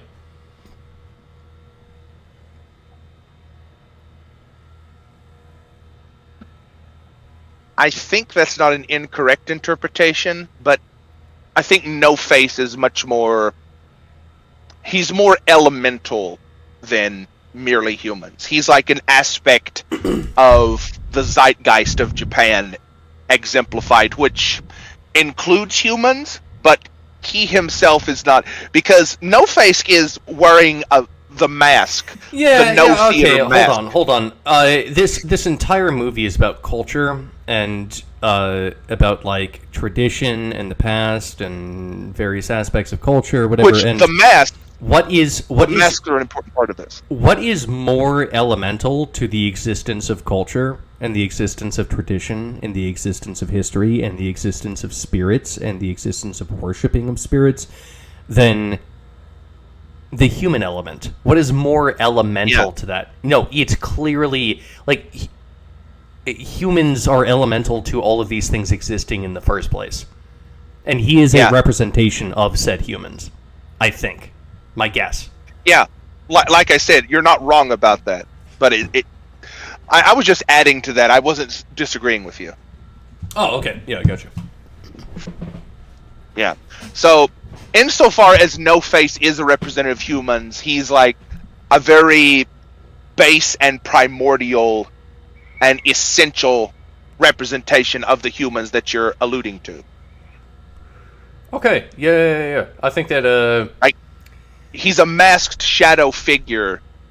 Like, the mask is in Japanese no theater, the mask is a transition from the human actor into the essential idealized role. Like, in Greek opera also had a thing similar to this with like a Western parallel, where the Greek opera, they have like all these different. You've seen that old like theater symbol of the mask with the happy face and the mask with the sad face. The comedy and the drama. Yeah. Yeah, and the word personality itself comes from persona, which is literally Greek for mask. Okay. So No Face, and No Face's mask actually goes from happy to sad if you pay attention in different scenarios. It does. Yeah, his mask does change. I noticed that. Yeah, it sometimes it has a smile, sometimes it's neutral, and sometimes it's sad. And it also explicitly lets you know, with the way No Face's body is articulated, that the mask isn't even his face, because his actual real mouth is below that. Okay, so I'll tell you what. In 18 minutes, we're going to hit 2 hours on the discussion of Spirited Away. So, do you think it's possible to wrap this up in 18 minutes? Probably not. We might have to do a part 2 on this one. Okay, we can go a little bit long, maybe like 2.5 hours. Is it possible to wrap this up? I would like to keep this to one segment. I mean, if we're doing like an in-depth analysis of this whole thing, I mean, well, if you got nowhere to be, no, I got nowhere to be. I don't have anywhere to be. I'm just thinking that maybe the analysis should be not that much longer than the actual film itself. Well, when you do like real in-depth analysis, it's naturally going to be. Because we're like doing scene-by-scene breakdowns here. Okay, all right, yeah, no, I'm open for it. We can, dude, if you like, want to, you can break this up and like make it episodic throughout the whole fucking week if you want. You can make like 30-minute segments of this if you want. I am willing to have the whole conversation here right now. I just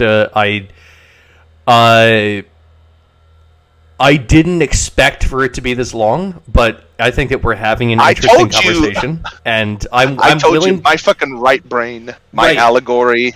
Yeah. No, this is the difference between you and me. But you know what? Fuck yeah, we're gonna keep doing it. We will go through this. I think that we're at least 75% through the movie at this point. So, eventually, Chihiro, she gets a train ticket from the Boiler Man, and she's able to take a train over to the twin sister witch's house. And No Face comes with her. I've heard that referred to as the best scene in all of anime, actually. I don't know if I entirely agree because I'm more of a technocrat. So there's like certain scenes from something like Ghost in the Shell that would, me personally, probably slant my opinion in best scenes in anime of all time in that direction more. But this is like, Spirited Away is much more whimsical and fairy tale-esque. It speaks to something much deeper and primordial in the human condition than something like Ghost in the Shell, because Ghost in the Shell is like really abstract and technocratic and like really close to the top, where Spirited Away is like really base and low and symbolic and allegorical and esoteric. Well, I think that actually both Ghost in the Shell and Spirited Away speak to different aspects of human nature.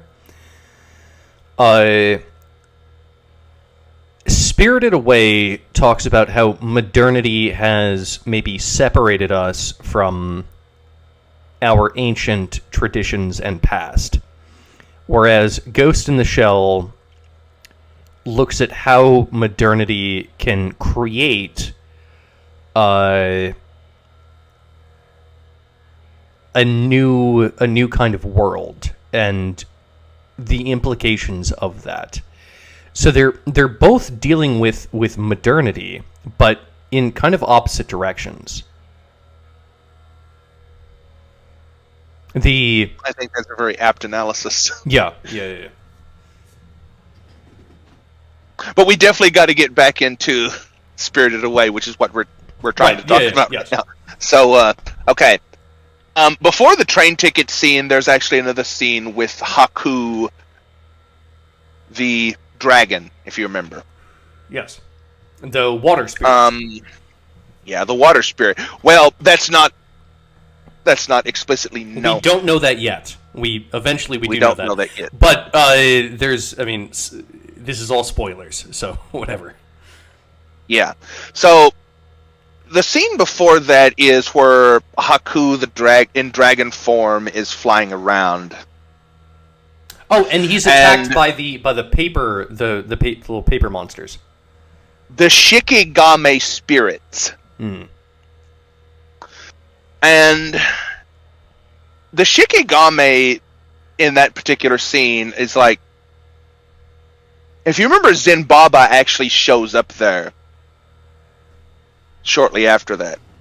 So Zenbaba in this particular scene represents because this is all contextual, and pay very close attention to this.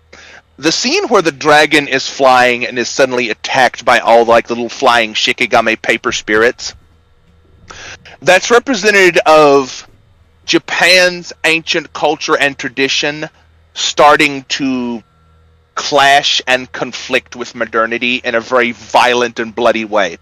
Like all of the past in this ancient rituals are literally flying back around in these magical charms and attacking this dragon, while Sin/Chihiro is trying to rein all this back in. From her naive and childish perspective, this is like the why can't we all just get along moment. From the naive, childish perspective of Sin/Chihiro, this is allegorically what's going on here.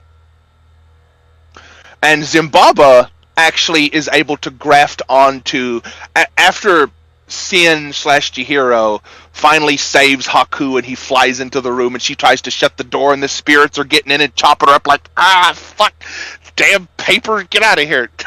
Dude, paper cuts suck. Yeah, and she's able to fend most of them off, actually. But one, if you remember, with the arm broken off, actually is able to fly up and graft onto her and sticks to her back. And she is blissfully unaware of it for a very long time. But we as the audience get to see it's like, wait a minute, there's still a paper spirit on your back and you're not even noticing this. And it turns out that the paper spirit is more or less benevolent. Like it's not a malevolent entity. It appears to be helping the main character out. Yeah, but it takes you a while to fully notice that. Mm-hmm. Yeah. This is like the clash between technocratic modernity and feudalistic tradition, like going head to head in a very violent and catastrophic way. Mm. And it has to kind of sneak in, like, through this childish naivete of Chihiro/Sin, and it has to literally graft onto this childish representation of humanity going forward. That's the only, like, this whimsical, mystical interest of a childish mind is an integral part of keeping the Japanese spirit and tradition alive. This is literally like a reactionary allegory to the children are the future, because they keep the past alive.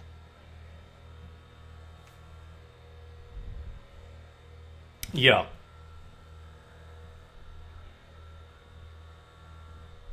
So eventually all this culminates in Zumbaba's chamber.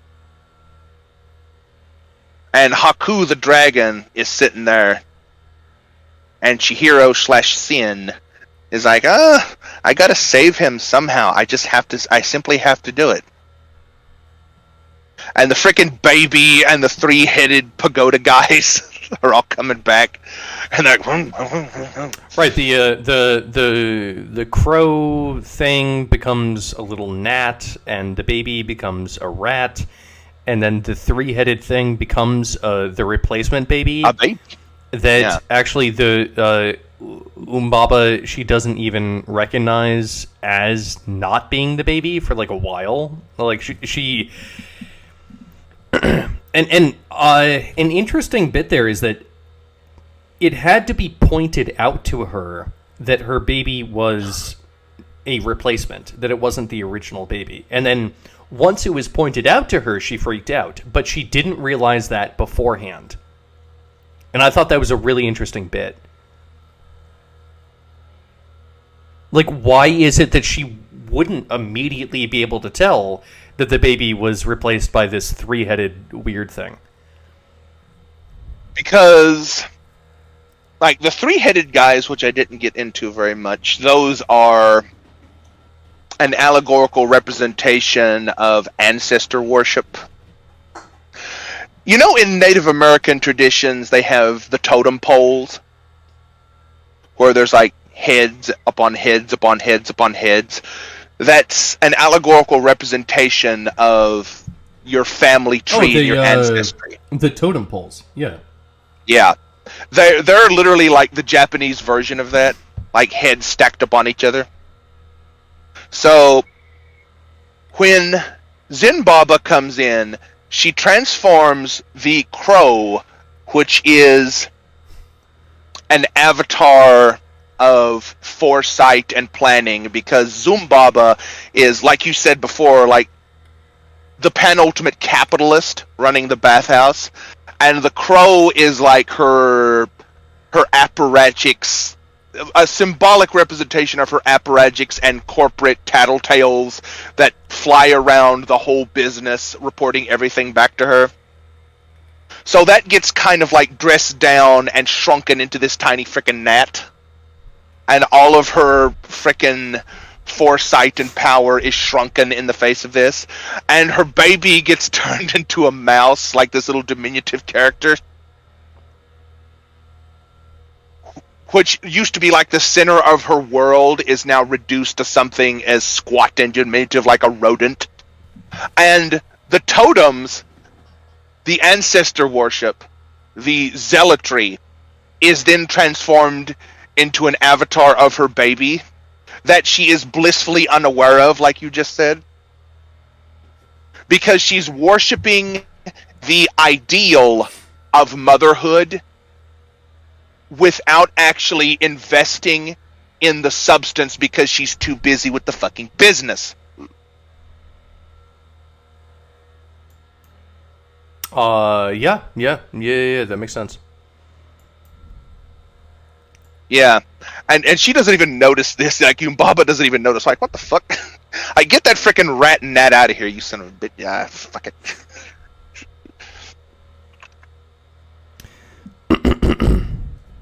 And then Sin is eventually able to help Haku finally by feeding him like the medicine that she got from the stink spirit, if you remember that. Right, and that I think it was that was part of what released him to go back to being to be able to go back and be like the river spirit that he was. Apparently, river spirits are dragons in this film because the stink spirit was also a river spirit and was also a dragon. So he was a polluted version of it. Right, but so apparently all river spirits are dragons in this movie, which I think is cool. Kind of makes sense because like the dragon is very long, and rivers are also very long. Rivers are literally considered to be the arteries of the land. I agree with that. I agree with that. But anyway. Agree. Yeah, they're like the life-giving waters. That's why like the Japanese dragons are represented as river spirits, because the rivers are winding arteries of water going through the land that maintain the land and the fertility of the land. And that's why the Asian dragons are symbols of benevolence and wisdom, because they're commingled with the symbolism of water. Whereas in the Western mythology, dragons are commingled with the symbolism of fire and destruction. Does this sound familiar? I mean, I think that dragons themselves, they breathe fire in the Western culture, but you also have sea monsters, like a kraken or something. That's an entirely different set of allegories. Well, I think that it's a different set of allegories, but I guess that in the Western approach, what you see is that these are things to be conquered, right? You have the kraken of the sea. You have the dragon that lives up on the mountain. You have a manifest beast, destiny. Right, you have a beast, and it must be conquered in order for you to secure your domain. Whereas that's Roman influence, Roman mythology, the rite of conquest. Mm-hmm. Yeah, absolutely. But when it comes to, I guess, the Japanese mythology, it's much more centered around the fact that, yes, this is an entity that is greater than you, but your purpose is not to conquer it. Your purpose is to live with that entity. Yes. Yeah. And also another thing is why in Western mythology dragons are represented with fire elements is because I think it was King Edward. It was this famous Anglo painting of King Edward conquering the dragon. And in the Western mythology,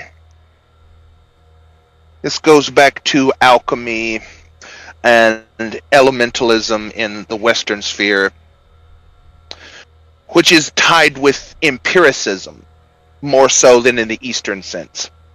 The Eastern sense is more tied with sentimentalism than empiricism. Now, it might sound strange to you that dragon mythology is tied with empiricism, but the reason that is because when you burned a log in Europe, a bunch of newts would run out. And if you remember Aristotle, like his observation was, hey, I see mice running out of hay, therefore I can empirically conclude that mice spontaneously generate from hay. So when people burned logs going by the Aristotelian empiricist model and a bunch of newts ran out, they're like, hey, if I burn a log, newts run out of it. So an alchemical combination of fire and the log spawns newts. So newts are a representation of the element of fire itself. And that's a primitive empirical observation of the natural world. I also want to point out that fire is usually associated, at least in the West, with demons and the devil and hell. But It can be, but what I'm talking about is a bit... that's not what fire is. Fire, when it comes to humans, fire is the crucible of invention. I think that we can't just... It makes no sense to see fire as an evil thing. Like, yes, it can... doesn't it? Yes, fire can be destructive. Yes, a fire can cause a forest fire, and it's bad and destructive or whatever. But fire is also the thing that separated us from the animals early on. Fire was the thing that allowed us to cook meat in order to gain more calories per pound of flesh than any other animal was capable of getting. And that allowed us to swell our brains even further. Fire is the crucible of innovation, and it's not evil. It's not good either. It is just a thing that exists. And I think that when it comes to a lot of things that human beings have stumbled upon, we oftentimes tend to think of them as being either good or bad, but they're not. They're neutral. They are tools, and their goodness or badness is really based off of how they're used. If you ignite someone with a flamethrower, maybe that's kind of violent and kind of mean. But if you cook a steak with fire, that's actually great. You can feed your children with a delicious medium rare buffalo steak, and it's fine. So fire is not inherently evil. I think that's what I really want to say. Fire is not inherently evil, and you ought not think of fire as inherently evil. In the same way that the cold can freeze you to death, but also it allows you to go skiing, and skiing is a lot of fun. So. Which kind of ties right back into the movie, which we need to get back to now. Yes, yeah, thank you. I would go down that road a little bit more, but we're doing a specific thing here. Maybe after we've recorded this, we can go off on those tangents. Yeah. But that kind of ties back into the movie. It's like these elemental forces of fire, earth, wind, and water as they're represented. They're not inherently represented in a dichotomous right, wrong, good, evil type of way. Even though Haku the dragon does become kind of like aggressive and mindless at a certain point. Like from Sin/Chihiro's, the protagonist's perspective, there is no actual like hardly like solidly defined good evil dichotomy. Like every character in the whole movie that she comes across, she just views primarily neutrally, but with the hope of redemption. Like, she doesn't discount any single character, up to and including Yumbaba, which technically conscripted her into basically fucking slavery. Like, she doesn't view any of these people or entities as inherently good or evil, per se. Like, she's always doing her best to try and renew, rejuvenate, cleanse, restore all of the characters in the entire movie that she comes across. In that case, Chihiro herself is a spirit. A cleansing spirit, perhaps. Yes. Yeah. And this is explicitly made clear in the very start of the movie when she takes the spirit food and becomes substantive in the spirit world. Right. She now belongs to this world and its protocols. But she's like young and naive enough to where her parents, the quote-unquote adults, are just like tied up in all the machinations and capitalistic thralls of modernity. Like her father's like, I can pay for all this after the fact, I'll just gobble it all down now, fuck it. She never takes that approach. She's always like hesitant to engage in anything in the entire, which is sometimes to her detriment, but ends up working out because she gets this sudden breaking point moment where she's thrust into the thing and then just has to deal with it and does her best to deal with it. Her parents were just like diving headfirst into the thing with no reticence, no hesitance. They're just like, fucking do it. Damn the consequences, I'll pay for it later, fuck it. And they turn into freaking pigs. Right, whereas she kind of stumbles into the spirit world and actually becomes almost like a champion or a hero within that realm.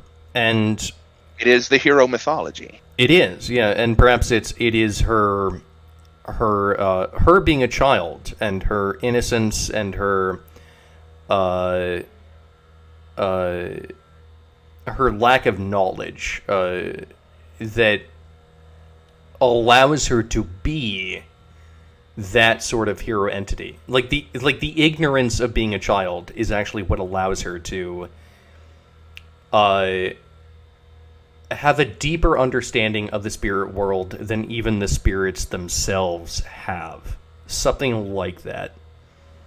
Because they're too essential and one-sided to consider multiple angles. They just have they're creatures of white-hot essentialism. They can only be and act in accordance with their nature, to where she's kind of like in between and hesitant. Which actually makes at this point in the film, she's no longer Chihiro, she's Sen.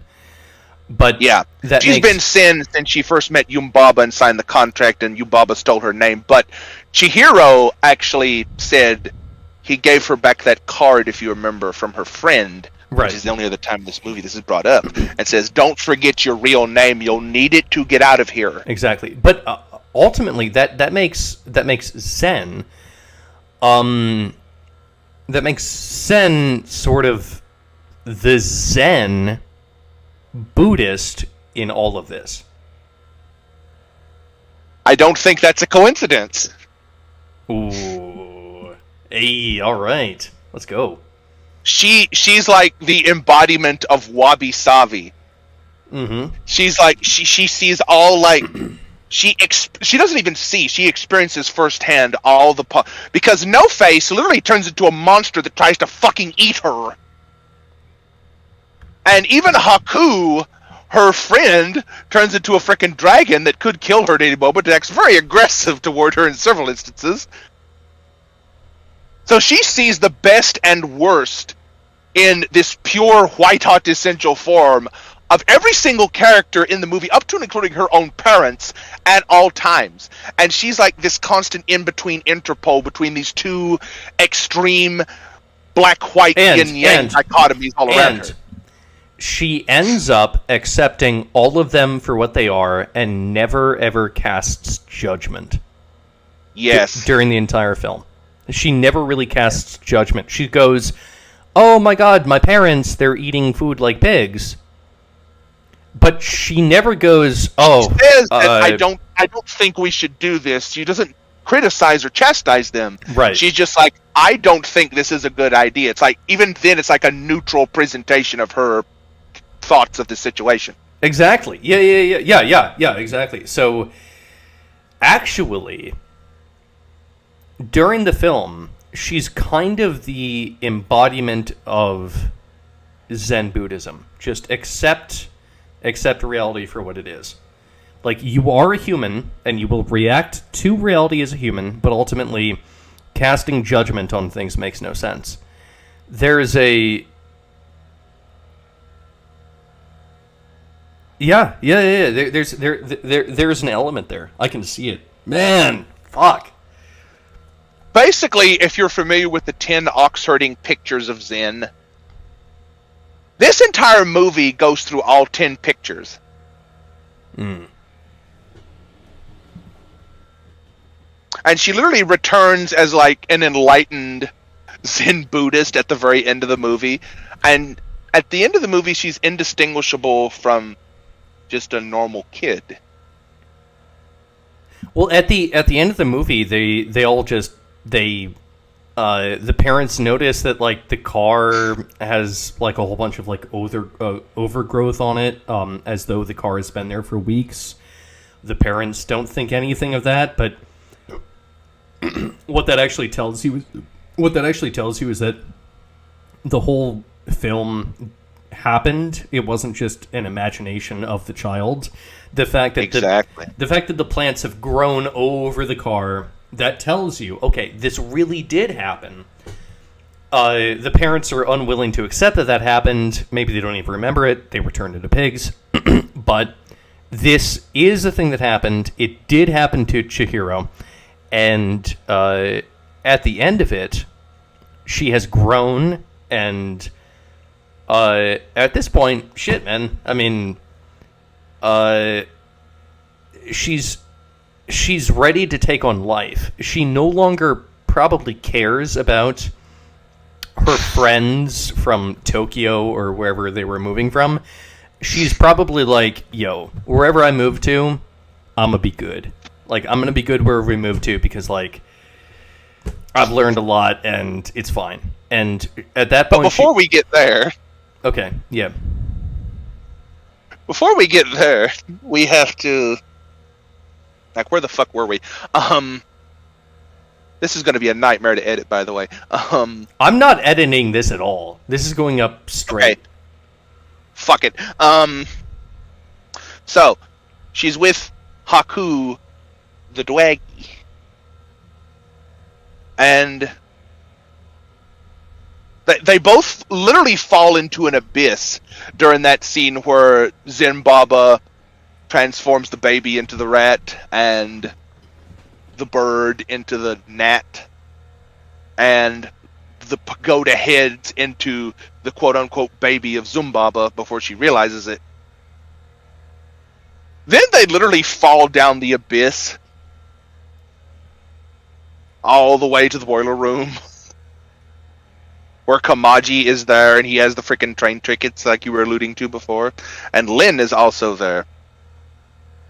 And Sin/Chihiro is like, I've got to help Haku before I get out of here. I simply have to do it. And she gives him the medicine that she got from the stink spirit/cleansed water dragon spirit,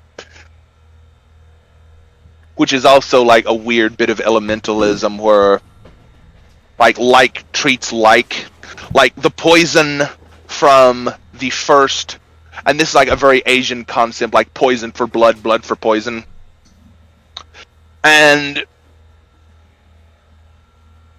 at that point, he's so, like, Haku is so gone into his essential nature that he needs to be brought back with the element of the poison that she got from the corrupt water spirit. So he needs poison, but the water spirit, the stink spirit, needed to be cleansed of the poison and gave an element of that to Chihiro/Sin as a reward for cleansing it. But now Haku needs to be brought back down off his high horse because he's transcending into his more essential form of the dragon. He needs to be brought back down with the poison, which is kind of a pharmacological, like, ancient Chinese/Asian medicine type of thing, in case you didn't realize that. So then she gives him the treatment and he turns back into the humans, like, yay, now he's been treated, now he's back into human form. And then she's like, I've got to deal with No Face because No Face be fucking shit up. And during this whole time, No Face, in like other scenes like proximal to this going on elsewhere, he's like eating the fucking house down, he's like consuming everything, and everyone's getting gold, like we were alluding to before, like the progressive technocratic capitalistic aspect of Japan personified in No Face. And he's wearing like the sad critical face mask during this, like grr mask, and he's eating everything, he's eating people, he's destroying everything. He's like, but everyone's getting gold, so it's fine. So who gives a shit? It's just progress, guys. Come on. He might be eating everything and eating us out of house and home, but We're getting free gold. The fair trade. Like, all this makes sense. Like, this is good the entire way. Like, progress, modernity, technocracy, capitalism. Hey, it's all good. Like, we're making profits. We're making money. It's like, we're rolling over in gold. What could possibly be bad about this? And it just gets so fucking bad to the point where they're like, we can't deal with this motherfucker anymore. Like, he started eating the fucking people. Like, everyone's being destroyed. Like, all our food is gone. We need to freaking deal with this. Yeah, I'm gonna say, okay, I think that, perhaps, if you would like to, we can pick up, this conversation at a later date. I sense that you have so much more to say about Spirited Away, and I think that we're gonna go really long if we pursue that deeper. So what I'm gonna say is, maybe next week or the week after, we can go into this a little bit deeper and like really figure out what you think are the biggest takeaways of from the film. But for now, if it would be okay with you, perhaps we can leave it at that. We've basically gotten to the pivotal middle transitional point of the movie at this point, so that would probably be a good idea, because like you said, this is like, I don't think you realized how much I someone like me could take away from a movie like this. So no, I thought that split this up. I honestly thought we were going to talk about Spirited Away for like a half an hour or an hour or something. I didn't realize how deep you wanted to go into it, and the next time that you and I talk about a film, I will understand that I need to be prepared for like a 2-hour conversation about a film that is potentially less than 2 hours itself. But also, I think this is really good. I think that we're stretching our brain muscles and like really, thinking about films in depth, and I think that it's worthwhile. So, by the way, I didn't prepare for. The only preparation I did for this was a bit of like cultural research, and I just watched the movie once, and I did some cultural research, and I got all of this from it. All right, I'll tell you what. The next movie that we will watch will be Fight Club with Edward Norton. Oh, God. And yeah. I'm gonna have to brush up on my Jung and Freud for that one. Yeah. No, that's an intense movie to go into, but it's probably my favorite movie of all time, and I think that Brad Pitt and Edward Norton just they play the characters spectacularly, and I have a lot to say about that. So next time that we do a movie cultural critique, we'll do that. So anyway, we'll leave it there. Goodbye, Breaker, and goodbye to the audience. Later, Gators. And also, finally, one last thing. Breaker, do you like McDonald's? Occasionally, but not in particular. Do you like Wendy's? I like the chili, and sometimes... Do you like Wendy's nut slap yo face? All right, peace out, everyone.